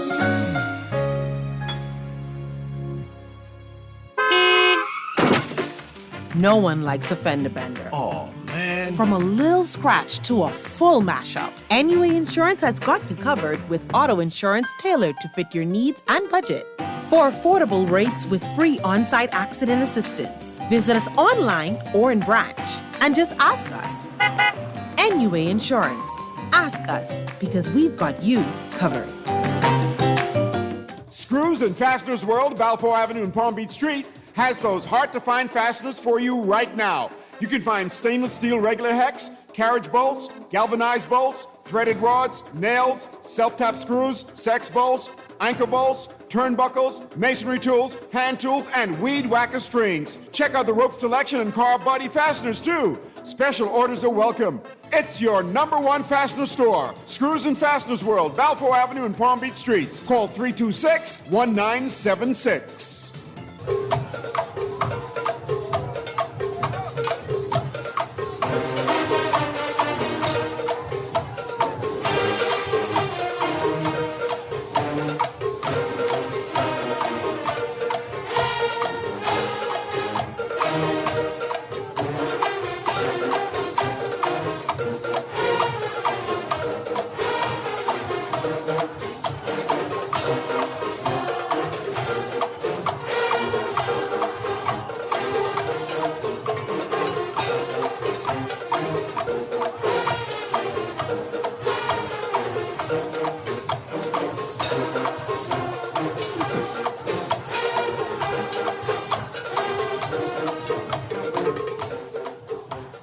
Welcome back to Morning Blend here on Guardian Radio 96.9. I'm Chester Robards holding it down for Dwight Strachan, along with DeQuesta Dean holding it down too. It's very tantalizing jungle music there. I think the producer's saying... Getting you ready. Saying that's Valley? You say Valley? What? That song got it? Mm-hmm. What is that? Nice. Quest, I want to read some of these text messages that were coming in that we didn't get to. Okay. All right. During the last segment. Again, we were talking about the government looking to review the boating fees and the whole process of the way boats interact with the government as they come in. Private yachts and boaters come into the country. Because it has led to a severe decline, about 40% compared to last year in boats coming to the country. This text says, these guys are some jokers. They're playing good cop, bad cop. They created this problem with the boating fees without consulting those in the industry. Now they want to play hero to save the day. Clowns. Well, I don't know if they could play the hero, in a sense. I mean, we realize that this is the government's problem. This person says, government dropped the ball big time. The fee hike doomed the busy season on the family islands. Just sad. Yeah. This It says the warning signs were there from August. This perhaps may be the most dangerous government policy that has impacted Family Island economies post 1973. Unbelievable. I mean, you know, we're so Nassau-centric here, DeQuesta. I don't, like, while I hear the stories from the Family Islands, while I did the story, I don't know if I understand the full impact. So the Family Island marinas are being impacted because they usually have boaters around this time. Right.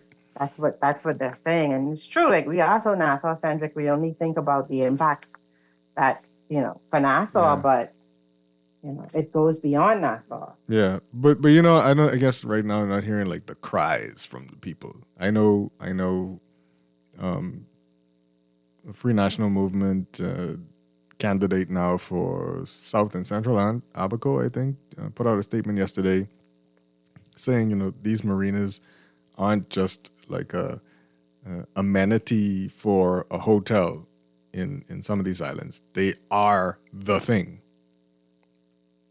that holds down the economies on some of these islands. So it's very important. So this person says, for the Americans, it's not about defeat because they can write it off in their taxes as a business trip. It has to do with trackability. Why does the government want to track these people? They have a problem with that. Oh, there was something added in some of this stuff too, where they have to keep on a certain device or something. I don't know what that. I'm not 100% sure what that's about, but hey, why not? You could track planes. Why not track boats? If they inside a park for a long time, possibly doing something they're supposed to be doing, I want to know they're there. It's just me. The only challenge I have with that, Chester, really is we're good at saying that this is what needs to happen, or we're rolling out this policy, but we are so bad at enforcement, right? Yeah. So, like, saying that, oh, you have to use it. Who's gonna be watching to see that they have it on, or that it's on their boat or whatever? Like, I have no faith in that. None. Zero. I hear that. This person says, Happy Christmas. This administration does it care for Bahamians, and we are now drowning in the wave. All sectors of the economy are being affected. Okay. This person says, where does this start? Here we go again. I hear Mr. Lang speaking all the time about the competent technical staff at the Ministry of Finance, and I believe him. I am 2,000% certain that some financial analysts said, Sir, if you raise the prices, less boaters will come.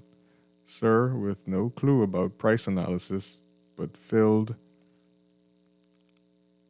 with the weight of the title on his head, decides, nonsense, we need to raise revenue, and this will bring in millions.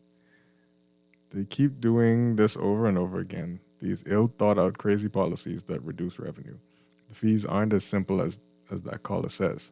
Anchorage fees, tender fees, permit fishing permit, and departure tax. Yeah, all of that stuff. Okay, good morning. What would be the cost difference to pay for diesel from Nassau to DR or Cayman? So Mr. Maury was telling me yesterday that our fuel is more expensive. So first of all, if they fuel up in the U.S., they're not paying what they would pay here. And then fuel in some of those countries are cheaper. So when they go back, and also provisioning and other things are less expensive. So their overall bill for a trip to those countries is cheaper. This person says, good morning, these boats are valued millions of dollars and cannot pay a small fee to come to our country. We cannot be compared to these other poor countries unless we bring our cost of living down. Okay. And this person says these boats have already gone south for the season, so they're not going to return this year regardless of what the government does. And if they go down there and the experience is that much better and it's that much more affordable, they might never come back. We think these boats go back and forth every trip, but in fact they leave Fort Lauderdale and they go to their destination for an entire 9 months. They only spend the additional fuel on one trip going to the destination and one trip returning. Meanwhile, marinas and restaurants take advantage the entire 9 months that these boats are there, only leaving the destination for hurricane season. Yep. That's how it works. Let's take a call. We got a call coming in. Let's take this call. Good morning, caller. Welcome to Morning Blend. Good morning, Chester. Good morning, DeQuesta. Good morning. My only question and to this whole thing is, it is amazing that when it seems as if within recent times in particular, just about every action that has been taken is always a walk back after you would have received public backlash or you would have serious questions posed. So my thing is, are people really in consultation with the stakeholders in these various industries to get their input before they try to implement some of these measures? Because from the interview that I heard this morning with the gentleman, I think Mr. Peter Midas, Maury. who called it? Peter Maury? Mr. Peter Maury, yeah. It seems as if there would have been probably some type of notification, but consultation in the industry with the industry stakeholders, it seems as if that obviously did not happen, at least from what I heard this morning. The same thing can be said even when we have interviews we had the interviews of our good friend Fred Munnings with the entertainment aspect. They implement these things without proper consultation with the stakeholders, and then the government has to come back and walk back some of these things or then go into consultation with these people in order to get the feedback. I mean, why do we continue, it appears, to put the cart before the horse? This country right now is supposed to be at a level of prosperity where all of us on the ground is positively impacted by what the country can do for its people. But we are sitting here just stagnant, just watching things appear to go forward, but then go back 3 steps, 4 steps backward. I mean, I just don't understand how we operate in this country. But I'll close on this one very salient note. 2026 is right here at the threshold. And if this is the way we are operating right now at the end of 2025 going into 2026, I would hate to see with the first quarter or first half of 2026 is really truly going to reveal to us as a people in terms of prosperity for our country. Thanks for taking my call this morning. Thank you. Appreciate it. Yeah. Well, it's the time to be thinking about those things. Hey. Yeah. New year, new me, says the country. Oh, no. That's every year. That's every year, Chester. I do agree with the fact that the conversations with the stakeholders and listening to the people who are in it. A lot of businesses do that. They are at the upper tier and they make decisions at the upper tier, not really understanding what's happening on the ground per se. Yeah. The people who are in it all day, every day, that's a valuable resource for you because they can tell you, and that's information that can help you make those decisions. So I don't know what happened if that sort of thing really happened in this situation, but we need more of that, and we need a government that listens to us when we speak. Yeah, as I understand it, there wasn't a whole lot of consultation on the fee change. It was just, one of those things where we're going to increase the fees, we're going to take, revenue collection out of the hands of the private people, and we're just going to go for it.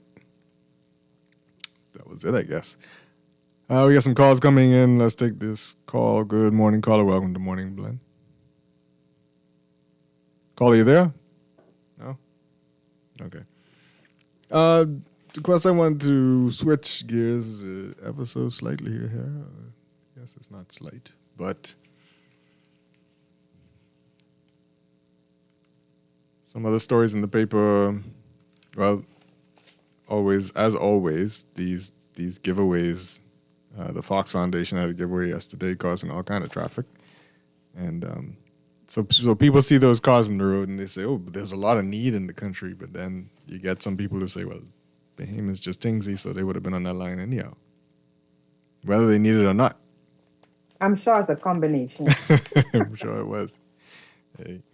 And this is a story by R. Candia Dames says, as term wanes, nearly 150 unanswered questions on the House agenda. It says, with less than a year before a general election is constitutionally due, there are nearly 150 questions on the agenda at the House of Assembly. The Davis administration has not yet answered. Many of the questions have also been asked by the media and by others demanding accountability from the government. The questions stretch back to as early as October 2023, not long after the opening of Parliament. At that time, opposition leader Michael Pindar placed a series of questions on the agenda. Among them, he has asked that Immigration Minister Alfred Sears provide the House with a breakdown of people who were granted citizenship since September 2021 when the new government was formed. And the story goes on. We could get into some of that as well. We got another call coming in. Let's take this call. Good morning, caller. Welcome to Morning Black. Yes, good morning, Chester. Good Morning. morning to the Crescent. Good morning. Yeah, Good morning. I was Good morning. in and out of the conversation. I think I heard Jeff, but I heard you earlier. They was having this discussion about the boating fees, et cetera, as related to the maritime industry, the yachts, et cetera, right? Yeah.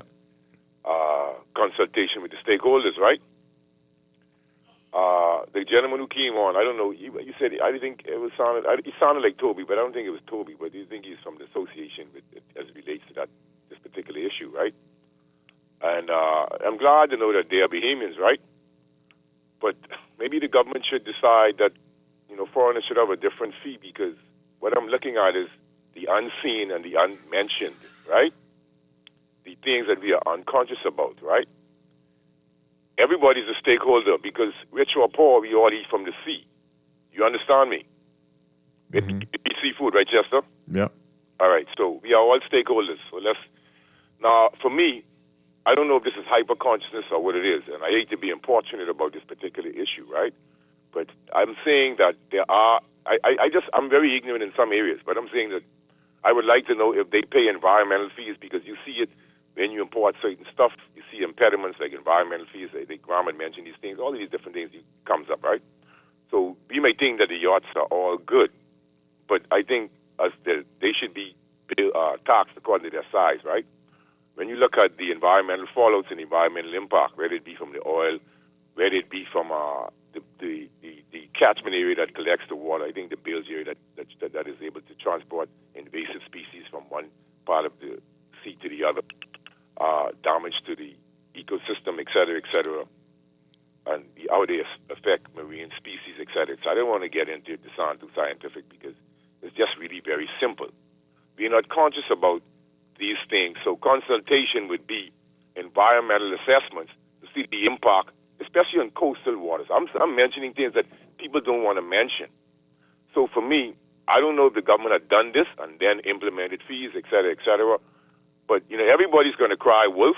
But like somebody texted the other day, it's the poor man that really carries the brunt of the taxes to whatever. But everybody's going to revolt against these type of impositions by the government. But I mean, for me, certain things need to be highlighted, and then you opine. But you don't opine in it, because there are a lot of environmental fallouts, and who pays the price? The person who's eating the fish and who's getting the environmental impacts.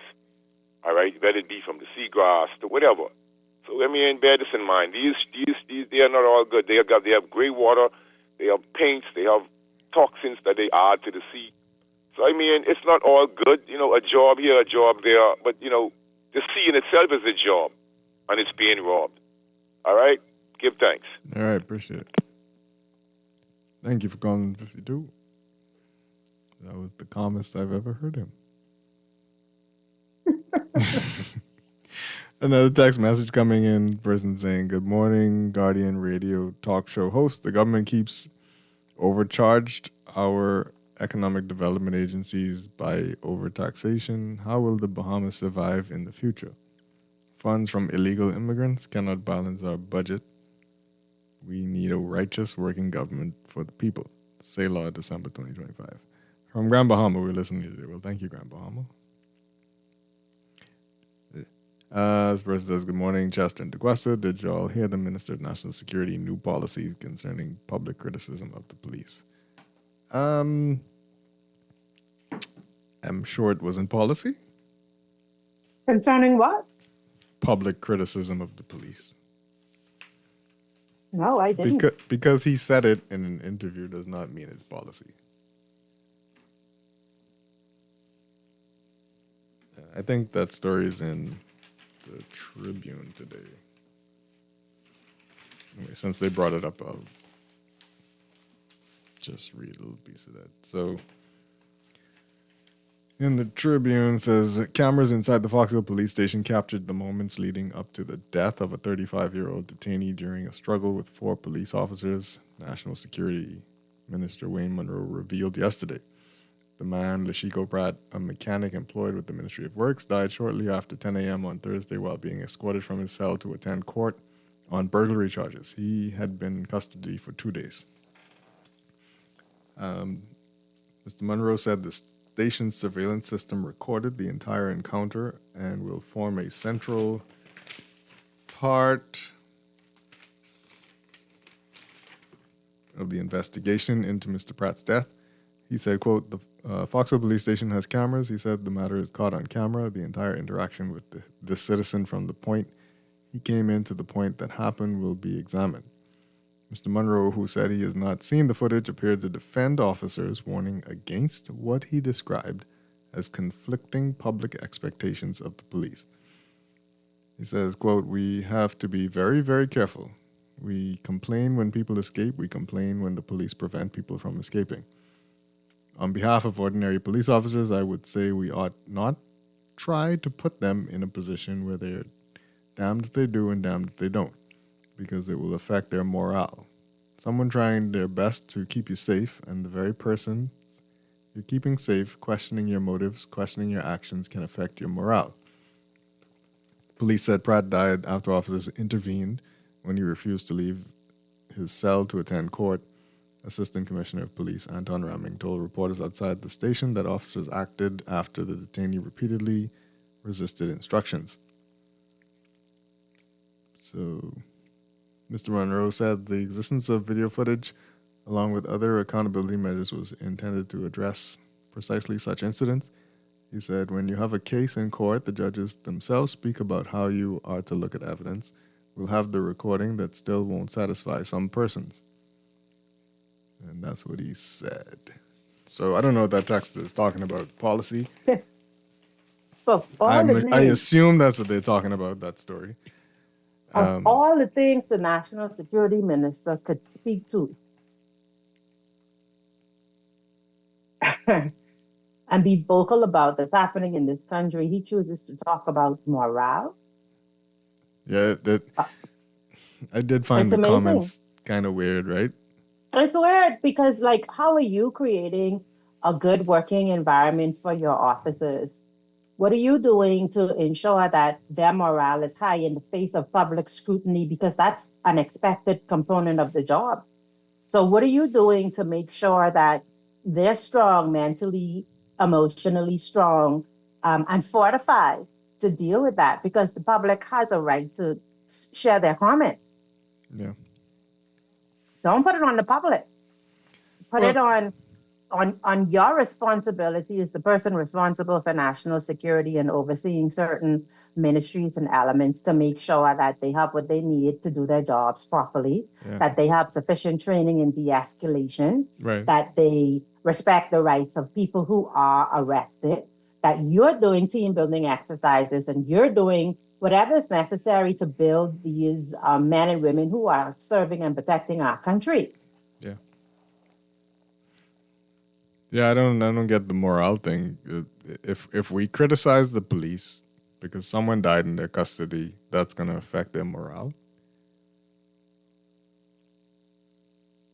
Yeah, I don't know. It's weird. I don't know. Yeah, I don't know. But also, like you said, are they properly trained to handle these things?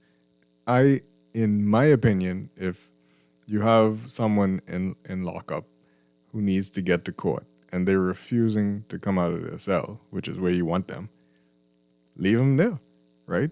tell this is what I'm saying. Tell the judge that the person was not being compliant. Just like when you don't show up to court on your court date, what the the court issues an arrest warrant and then give you other punishments.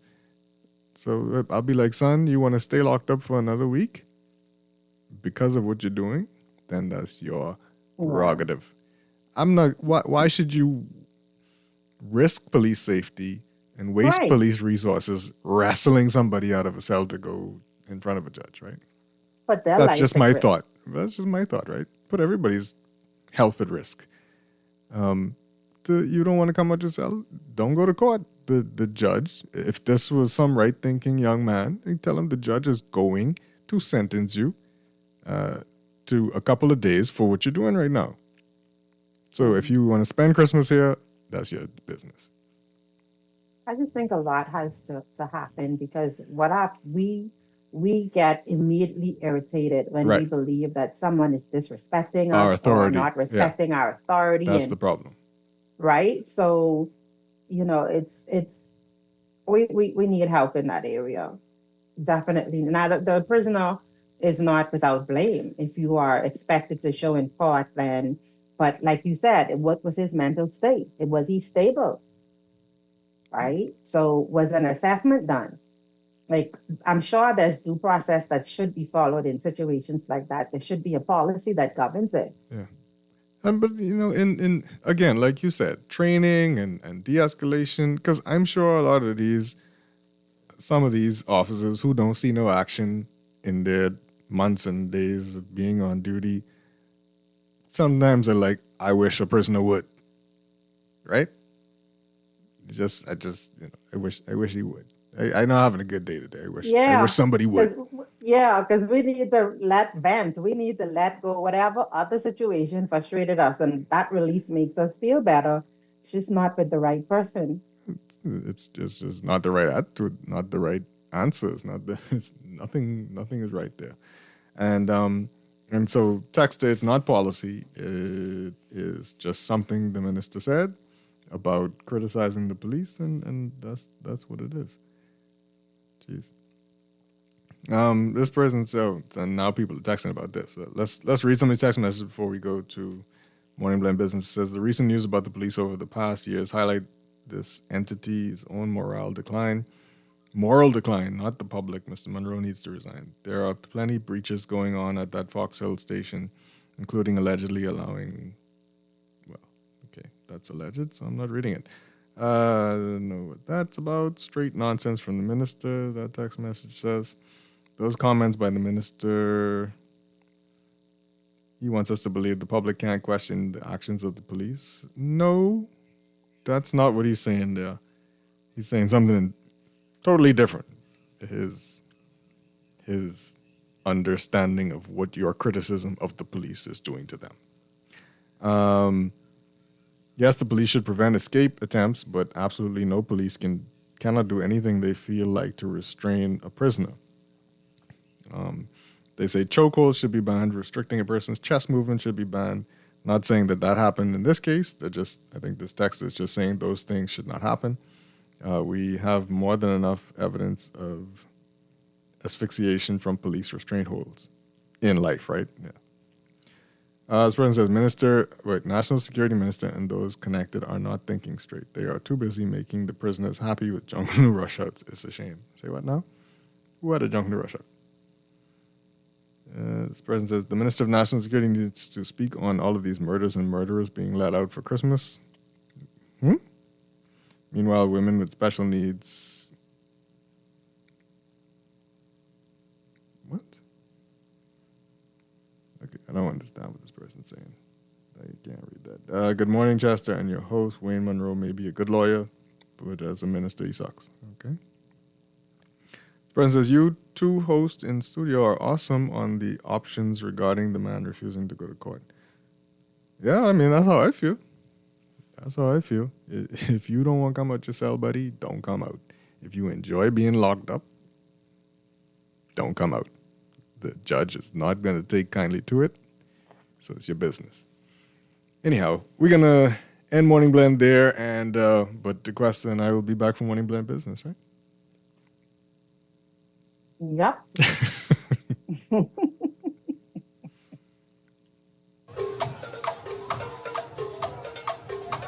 Looking for insurance that fits your lifestyle and your budget? At Star General Insurance, we've got you covered. Whether it's motor insurance with flexible options for third-party liability and comprehensive coverage, or commercial insurance products that protect your business, we have choices you can afford. Own a home or renting? Our home insurance products have just what you need. And for the adventurers out there, we offer marine insurance too. Visit our website or social media pages for contact information and quotes. Star General, insurance made simple. In the world of business, technology is not a choice, it's a necessity. And for businesses that demand excellence, there's only one choice for unparalleled support and cutting-edge technology. Custom Computers. You have challenges and we have solutions. Computing, networking, storage, and printing for enterprises large and small, aligned with premium brands like HP, Microsoft, Konica Minolta, and more.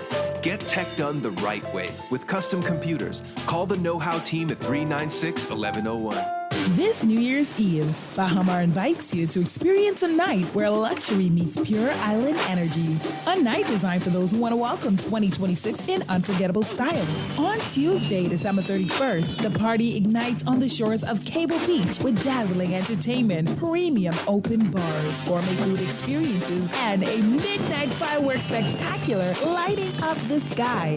And headlining the celebration, one of the biggest names in global music, Grammy Award-winning superstar Sean Paul, live at Bahamar, bringing an explosive performance that will carry you into the new year with non-stop vibes. Indulge in the taste of Bahamar Culinary Showcase, dance under the stars, and immerse yourself in the ultimate New Year's experience, all at the Caribbean's leading luxury resort destination. Make this your most iconic New Year's Eve yet. Secure your tickets now at bahamar.com/events. Bahamar, life spectacular. This is Guardian Radio 96.9 FM, streaming on GuardianTalkRadio.com and the Guardian Radio app, Nassau, Bahamas. The views and opinions of the hosts and guests are their own and do not necessarily reflect the views of the management and staff of Guardian Radio. Wake up, it's a new day. Wake up, it's a new day.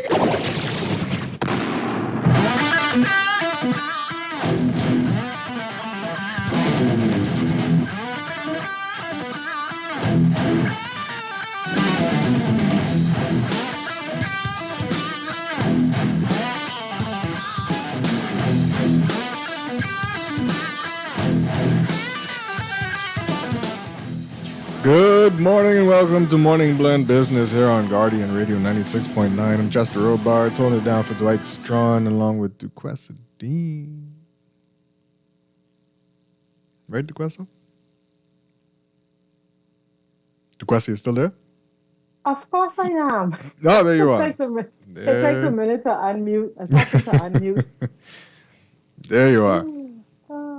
I don't, so we were supposed to have NIB on today, I think, or tomorrow. I don't know. Anyway, I don't think anybody's coming on either day because it's Christmas week. I mean, people have things to do, right?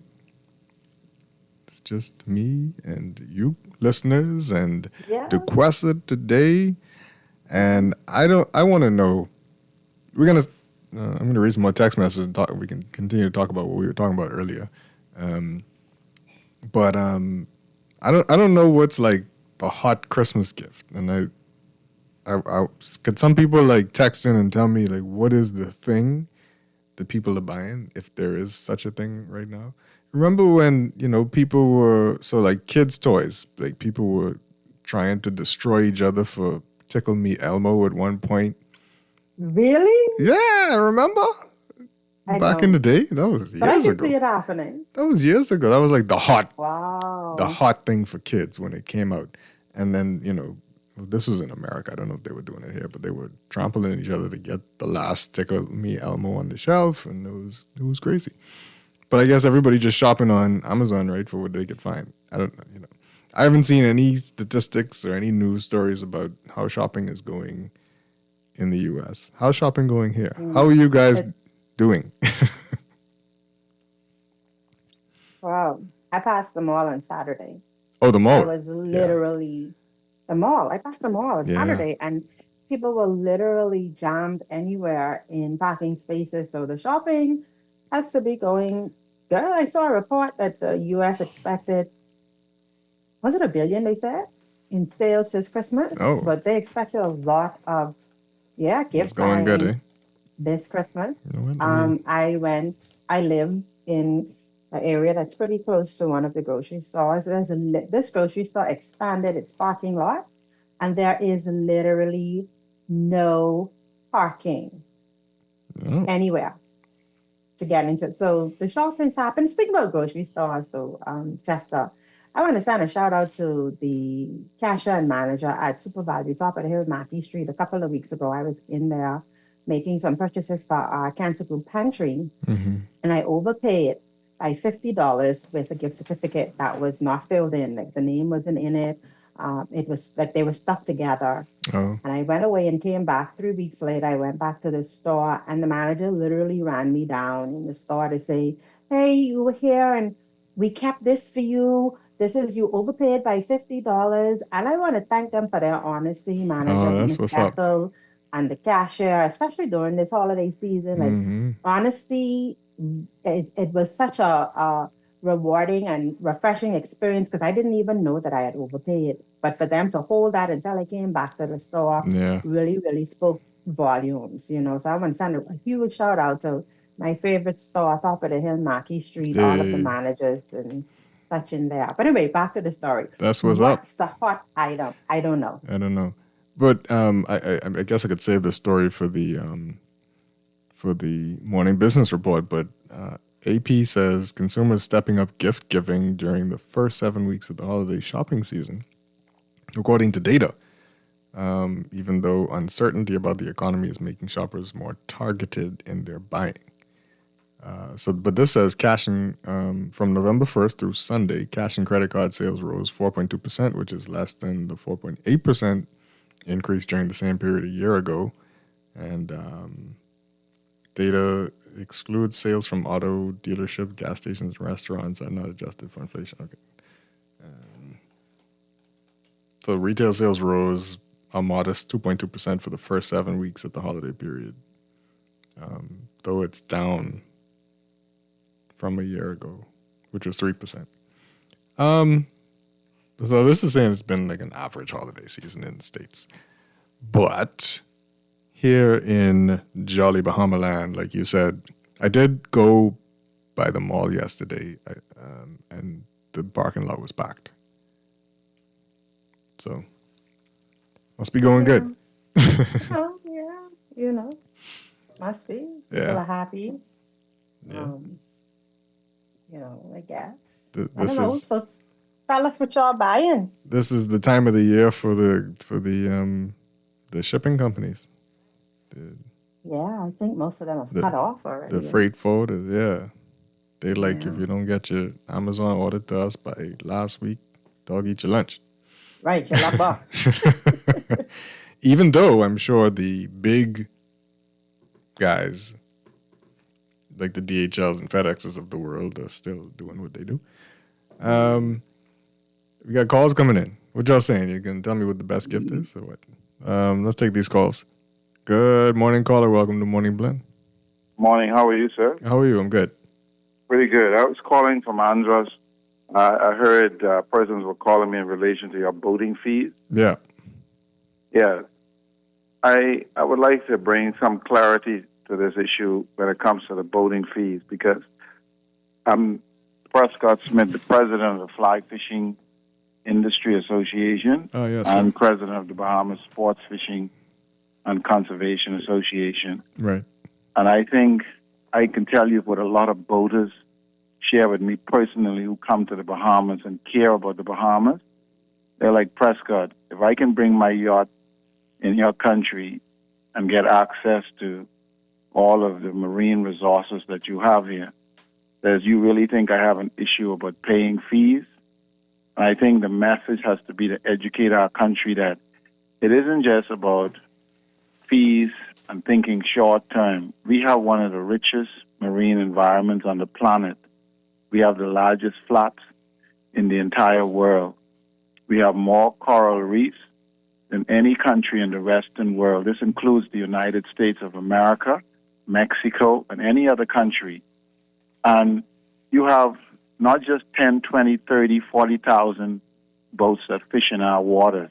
They're extracting lobster, conch, grouper, tuna, and we can list 100 other marine resources. This issue has to be about how do we sustain our environment and people who really care about seeing the long-term sustainability of the marine resources in our country. So the fees, for me, should also be attached to conservation. I can tell you we're embarked on a project now about trying to restore several hundred blocked or restricted nursery systems in the country. There are hundreds of creeks blocked throughout the Bahamas. Some of these were done through government act in terms of how we build roads, development over the years. And restoring these nursery systems means that boaters who come in our country, they're going to be able to have access to more grouper, more snapper, more marine resources. And I think it's a matter of educating the public so that we don't just give in to scare tactics by special interests. Because I've gone through the same thing before when we tried to get the fly fishing legislation passed.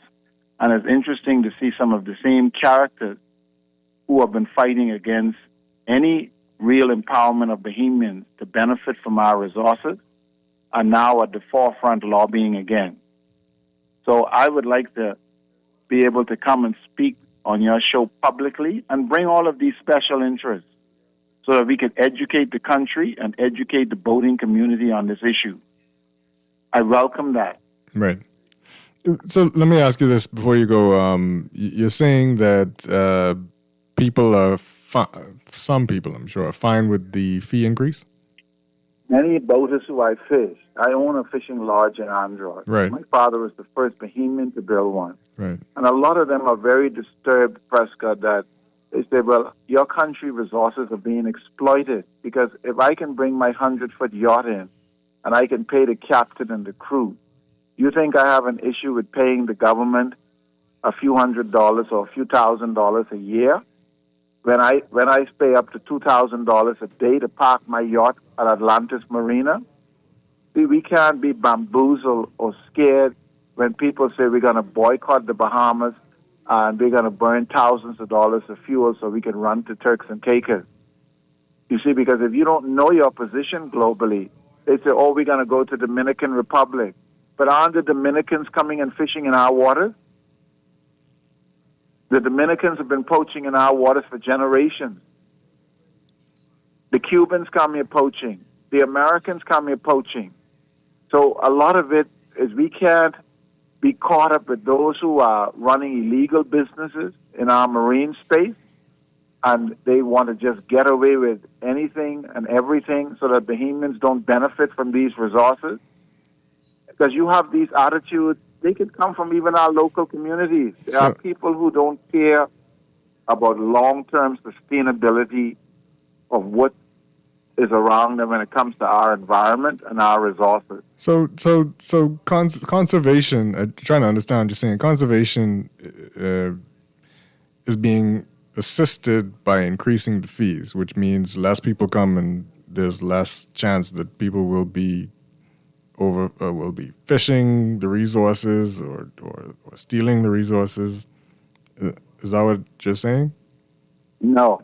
And don't buy this about less people coming. There is intense lobbying to say to boycott the Bahamas because you have to sift it out and see how many people are running illegal businesses in the Bahamas.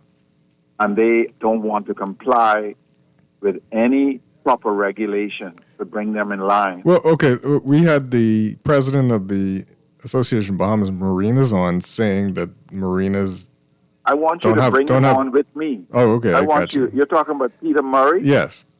Bring Peter Murray on with Prescott Smith. Okay. This is the same Peter Murray who fought us with the fly fishing legislation. This is the same arrogant Peter Murray who said in a room that he was here in the Bahamas before the majority of African descent. So I have dealt with Peter Murray at the end of the day, who lobbied against the Conservation Fund. And they have been collecting millions of dollars in fees that they can't even give an account for. So I want you to bring Peter Murray on with Prescott Smith publicly to debate this issue. A debate. Okay. Got you. Okay? And please call Peter Murray when I hang up the phone and tell him, come on and let's talk to the entire country and bring every special interest that is opposing these fees instead of educating the country.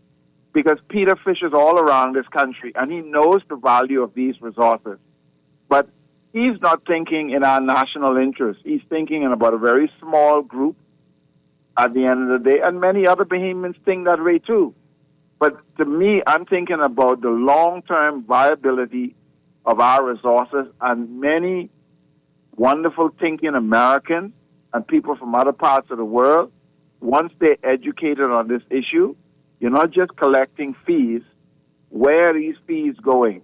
Because I can send you the 100-plus completed report where we're mapping out all of these block nursery systems around the country. Right. Brother, let me share with you finally there. Yeah. I want you to share this final point with you. Think about this. Every cruise ship company, Carnival, MSC, the list goes on, Disney, they use the marine environment in our region. How many Bahamians you know are legitimate owners in these companies? What are they giving back to the environment that they benefit from? We can't be scared off with tactics when we try to adjust a more equitable situation when it comes to our citizens and our resources, our environment. We can't be scared off. I want you to bring on Peter Murray. I welcome that. Sure, yeah. But only publicly. We'll see if y'all could have a debate on it. But I just want to ask you, right, the issue about marinas not having business right now. Are you saying that's a false narrative? I'm saying to you that you have to see, is it part of what's going on in the U.S. economy, or do you find out when is the peak season when the boats are coming in? And don't just be receiving information by special interests who don't want to give you all of the facts. I can tell you this as a captain, a former Defense Force Marine. I have traveled around the entire Bahamas. Those who understand this know when the wahoo is in season, the tuna, the prime time. And so don't let them scare you as if you think they're going to stop manufacturing boats, Hatteras, Ocean Yacht, Bertram. The Bahamas is a key player that puts billions into the U.S. economy. This isn't just stuff I'm making up from the top of my head. Do your own research and ask Peter a question.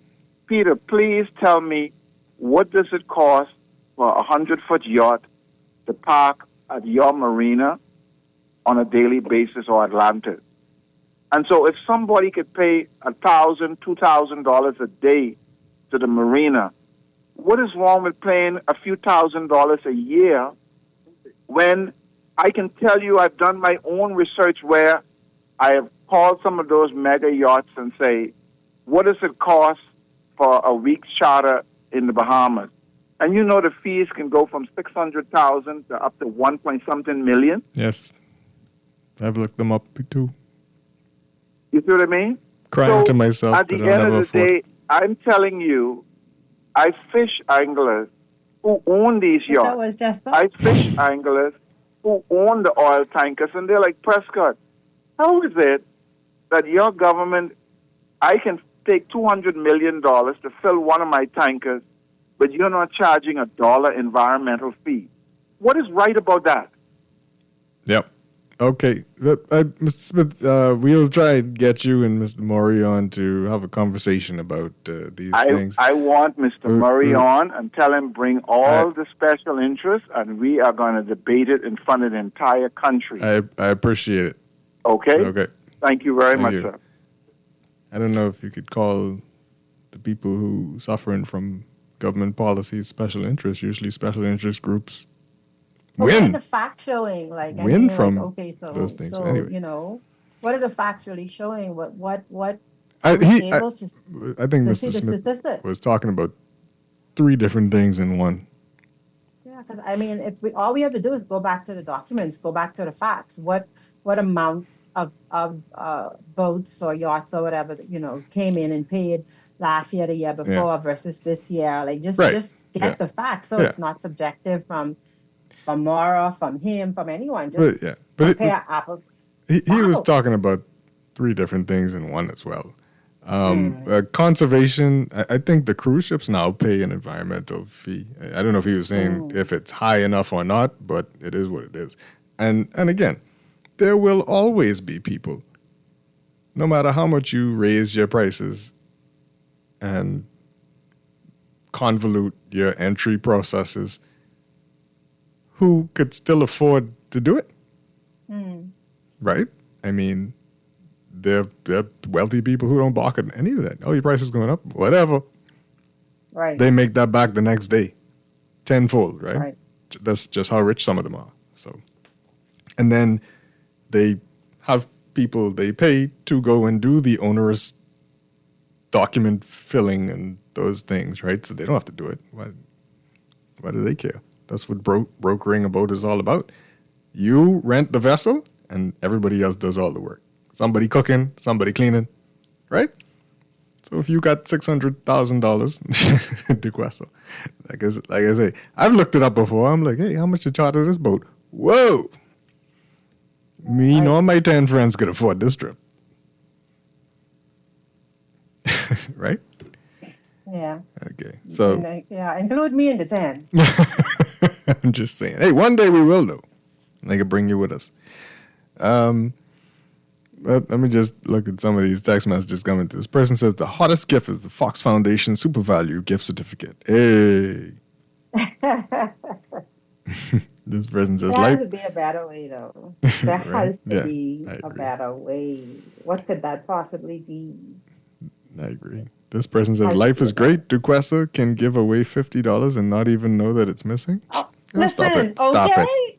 That's what I'm talking about right there. And it was, money that was for the pantry. So I really couldn't afford to give it away, but I'm glad that they caught that. Yeah.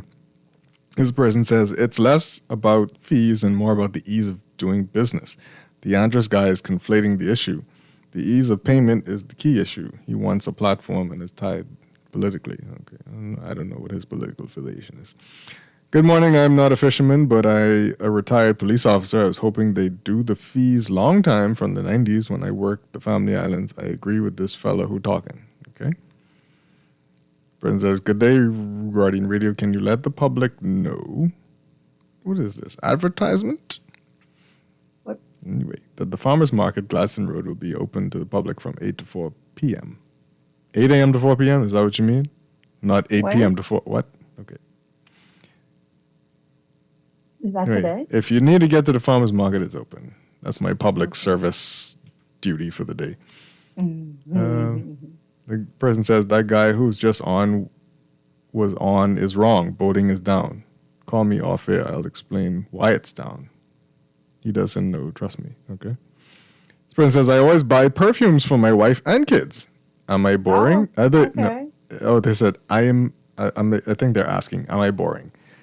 I don't know, Duquesa. Not if that's what they like. Yeah, I'm a terrible shopper, Duquesa. I don't know what to buy for Yeah. anybody. That's nice if that's what they like, Right, if that's what they like. You buy perfume for the kids too? That must be teenagers. I don't know if I ever appreciated cologne when I was a kid. Obviously, you appreciate it now, but I don't know. Really? Yeah. Let's take some more of these calls coming in. Sorry, what you gonna say? No, I think that I'm a hard person to buy for because things there's nothing that I could sit and say, oh, I'd like to have this, or I really want that, or Okay. nothing, really, really nothing. Yeah. So, yeah. But anyway, let's take Let's take this call. Good morning, caller. Welcome to Morning Blend Business. Good morning again. Hey, good morning. Yes, sir. Will Guardians see if they can make that happen? The debate? Yes, sir. I wish, hey, if we can make it happen, then great. I wish we could Tell me, make the I'm politicians looking- debate on Guardian Radio. I'm looking forward to hear that debate. Prescott Smith carry plenty weight when it comes on the sea. Special interest people was creating problems in this country for a very long time. Like he say, he want but the fees, but he ain't want but the marine life. So I waiting for the fella to call back, the corner rocker with Prescott Smith was there. And I looking for that debate, Chester. See if y'all can make that happen, please. Okay. I don't understand why you're saying you're worried about the fees but not the marine life. I mean, that's what the environmental fees are about. And he didn't mention environmental fees as part of a problem. But they don't decide where the money goes from the government. So I'm confused about what they're saying about what Peter Maury wants. But again, as I understand it, you call a group a special interest group, they getting benefits from the government. This don't sound like this group getting benefits. It sounds like they losing money. So let's take this next call. Good morning, caller. Welcome to Morning Blend Business. Caller, you there? Let's take this next call. Good morning, caller. Welcome to Morning Blend Business. Yes, good morning to both of you, Cial and Johnson. Good morning. I want to get back. I want to speak to the Wayne Monroe thing, but let me just speak to this voting thing. Mm-hmm. Let me just first say, data doesn't lie. Right. The information you may get out of it may be biased based on the questions you ask. Technology enhances or augments whatever you're doing. And if you're doing something badly, technology enhances that bad. If you're doing something good, it enhances the good. Garbage in, garbage out. And so even when we begin to talk about the things, and yes, I think what Prescott talks about is all interconnected. The problem is we can't talk about voting without talking about all aspects of voting that passes through one. We considered one of the main thoroughfares for all traffic going into the east coast of the United States. In fact, it's one of the most valued assets that we have. And so we always talk about these things in isolation. And so, yes, you could talk about the fees. You could talk about the extraction of resources from our economy. There's these boats that are not coming into the Bahamas and parking just at the marina. People are conducting business within the Bahamas. They're having an impact on the resources. They're having an impact on the environment. Hello? Yep, I can hear you. Yeah, and so the question then becomes whose responsibility is for maintaining these environments, maintaining what happens. The problem is that you can't call government. You know how you say unanswered questions, hundreds of promises made for this administration, and you can't find a single framework or policy written anywhere to achieve anything so you could even do a comparative analysis on it. And so you're having an argument, and all of us are trying to figure out what are we talking about this voting issue. But no one can provide you the data for you to make an intelligent, informed opinion or analysis of exactly what are we talking about. So you then have to begin to take an argument against one, against the other, to see which one you favor the most, where data is neutral. And so we have to become a data-centric country so we can make decisions in the best interest of us as opposed to the world.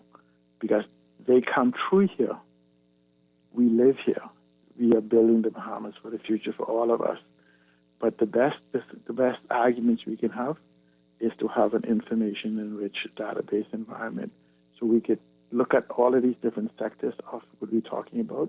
We could look at what we're charging fees for, and we could look at the impact they're having on the environment and see, are we getting value for money? Are they getting value for money? And then we could adjust our sales based on what we're trying to achieve. Now, on this thing about Wayne Monroe, I am flawed. I am totally flawed. I am concerned. And yes, whatever Wayne Monroe say is policy. Wayne Monroe speaks for cabinet. It's a policy position that he speaks. This is no random thought. He has two things to do.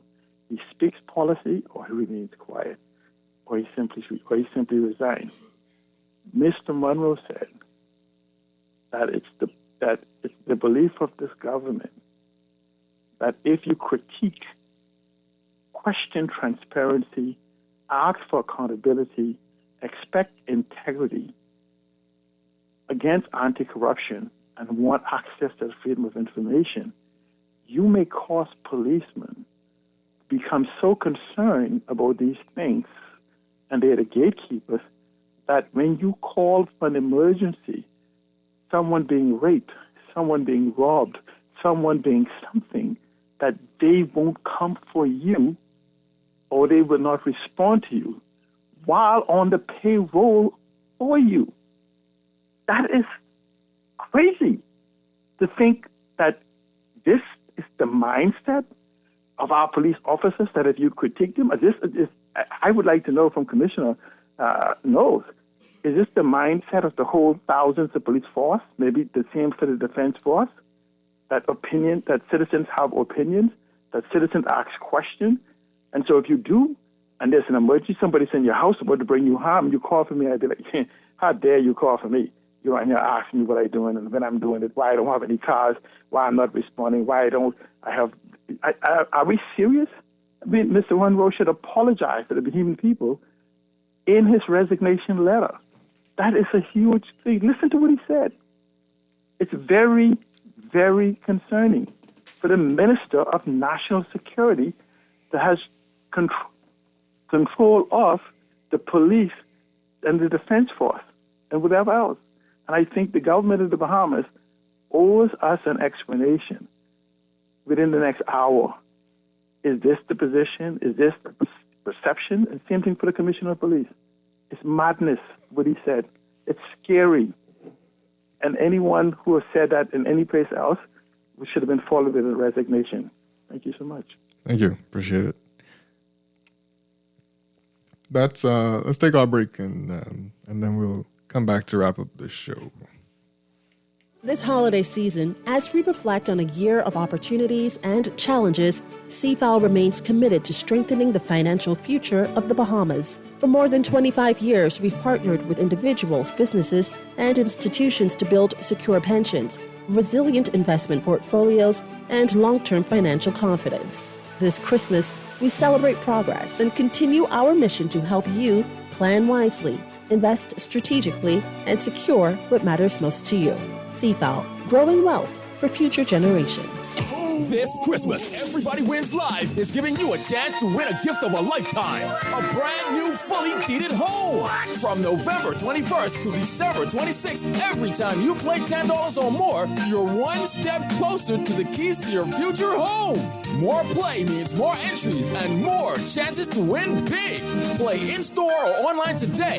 This holiday, go beyond winning. Go home for the holidays only with Everybody Wins Live. Remember to game responsibly.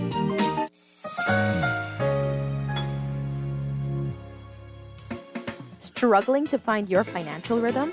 Make that move to Fidelity and let us help you orchestrate your financial goals into perfect harmony with free financial coaching sessions. Make that move today. Call 356-7764. Fidelity, we're good for you.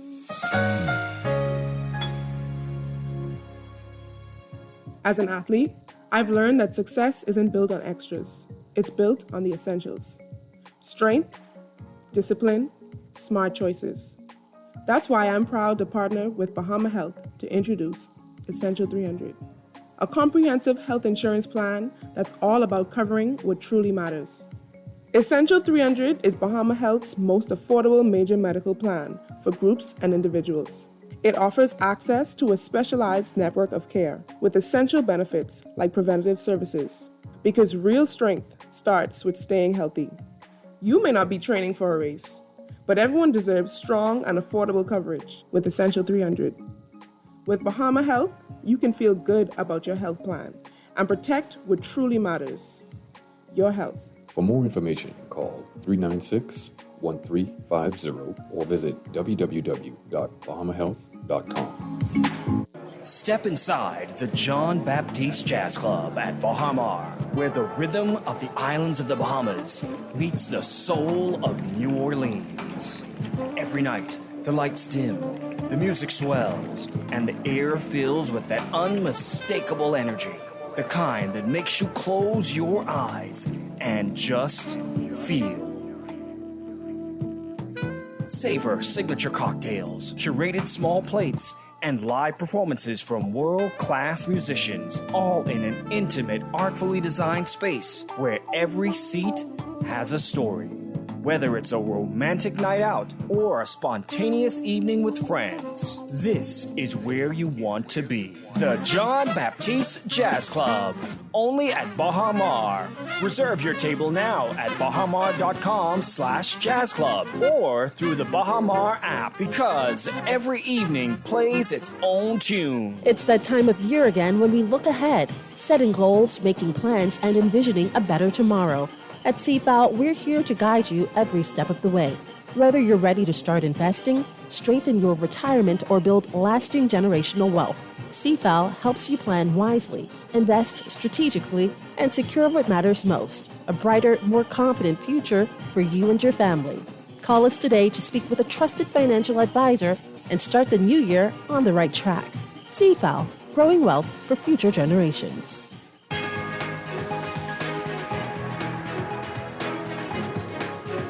And now it's time for your morning business report, brought to you by CFAL.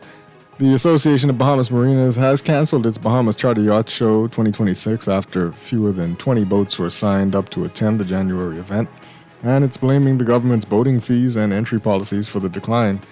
ABM President Peter Morey told Guardian Business yesterday that adding the boating traffic to the Bahamas is down 40% year on year. Morey said local marinas have been negatively impacted by the high fees implemented by government, as well as entry protocols boaters say are too onerous, with digital forms they contend do not work. And local salons are reporting a busy, fully booked Christmas season, with the chances of getting a squeeze-in appointment being near impossible. Tara Miller, owner-operator of Metamorphosis Beauty Salon, told Guardian Business yesterday that she opened up her books on November 14th, and by November 19th, she had the entire month of December booked out until the end of the month. She said, quote, "It's not abnormal to have many bookings for the Christmas season, but at the same time, it was kind of shocking to me because within a week, the books were filled up. So usually by the end of November, then it would have been fully booked, but just before the second week in November, they were locked and loaded." Credit rating agency AM Best has affirmed the credit ratings given to two subsidiaries of Bahamas First Holdings Limited, a leader in the insurance sectors of the Bahamas and Cayman Islands.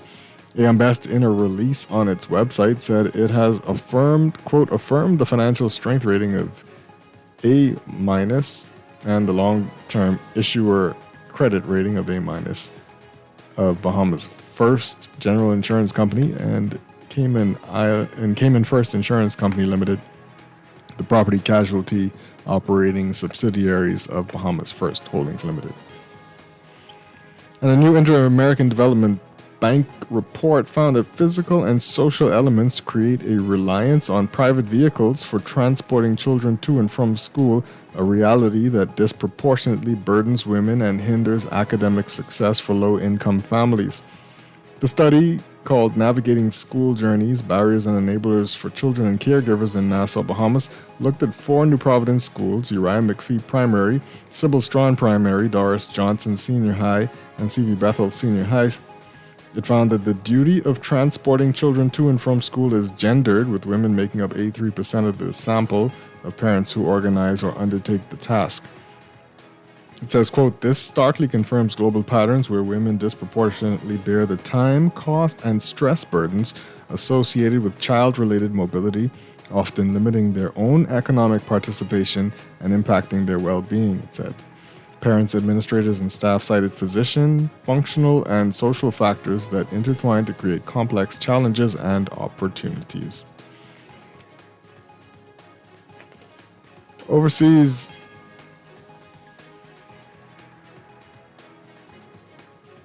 The U.S. economy grew at a surprisingly strong 4.3% annual rate in the third quarter, the most rapid expansion in 2 years, as government and consumer spending, as well as exports, all increased. U.S. gross domestic product from July through September, the economy's total output of goods and services, rose from its 3.8% growth rate in the April-June quarter, the Commerce Department said Tuesday in a report delayed by the government shutdown. Analysts surveyed the data firm FactSet forecast growth of 3%.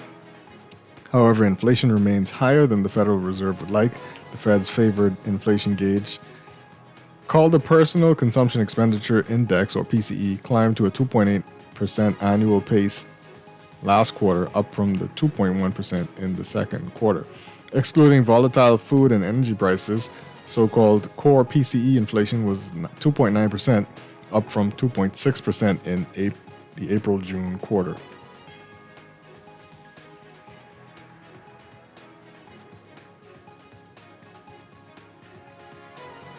And consumers stepped up gift giving during the first 7. Oh, we read that. So sorry. How about this? U.S. regulators approve Wegovy pill for weight loss. U.S. regulators on Monday gave the green light to a pill version of the blockbuster weight loss drug Wegovy, the first daily oral medication to treat obesity. The U.S. Food and Drug Administration's approval handed drug maker Novo Nordisk an edge over rival Eli Lilly in the race to market an obesity pill. Lilly's oral drug, orforglipron, is still under review. Both pills are GLP-1 drugs that work like widely used injectables to mimic a natural hormone that controls appetite and feelings of fullness. That's your morning business report, brought to you by CFAL, growing wealth for future generations.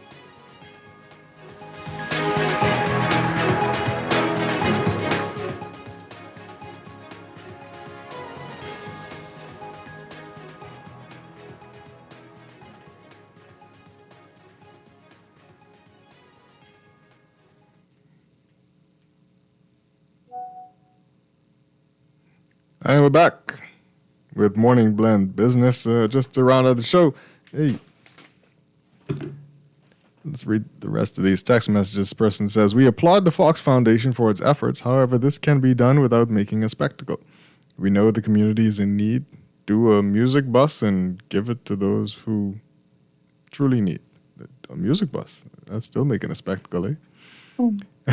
But there needs to be a better way for sure. Yeah. This person, I mean, yeah, I when you think about it, anyway, I'm not going to get into that. This person who said they buy perfume for the wife and kids says, yes, for the kids as well. I personally always love a great perfume, but I really think I may need to be more creative.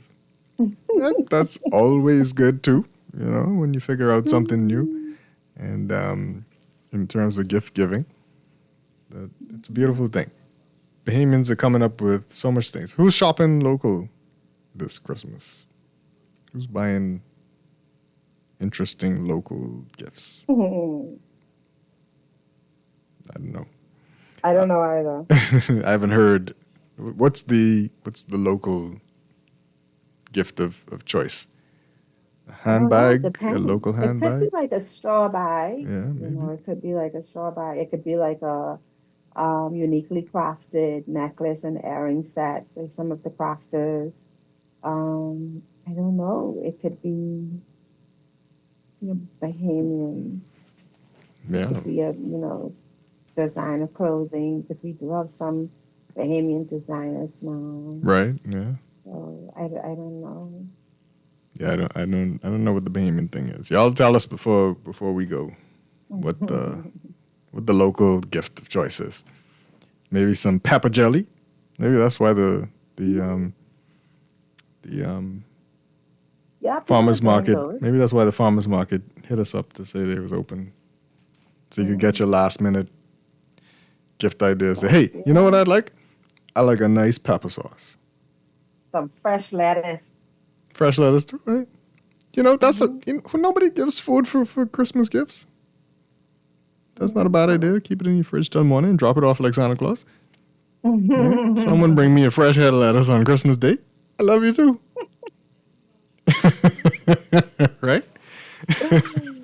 That is so I want some pepper sauce. So, I do like a pepper sauce. And people do gift certificates too. I'm not good. That's true. I'm not good with gift certificates at all. Please don't buy me gift certificates. You mean you let them expire and stuff? Well, listen, year before in 2023, I got a gift certificate. I realized that it was for a year. I realized that it was expiring. At the end of 2024, I reached out to the spa and I'm like, hey, I'm sorry I didn't get to use the gift certificate. Mm-hmm. So the person at the spa said, okay, well, we could change the date, but it's going to be like a 10% charge or something like that for to just change the date on a gift certificate. And I'm like, that's okay, you can keep the money. And then this year I also let one lapse, but I reached out to that spa and said, hey, listen, I'm so sorry. And they were like, okay, when would you like to use it by? And I was like, the 31st of December. And they were like, we could redeem it up to the 19th. So I said, okay, book me for this particular date. So they were very accommodating. Yeah. And there was no hassle with that at all. But I'm not good with certificates. Yeah. I always thought that gift certificates, sure, they expire, but people forget. And I always thought, businesses should give grace because they don't get the money. Right. So you got the money. what did it matter when they used it? Yeah. The thing that ticked me off was it was not like an appointment was made and it blocked your calendar. Right. So because it blocked your calendar, you couldn't see another client. And so, yes, maybe a penalty in that regard. It was just money that you had already received that was not redeemed.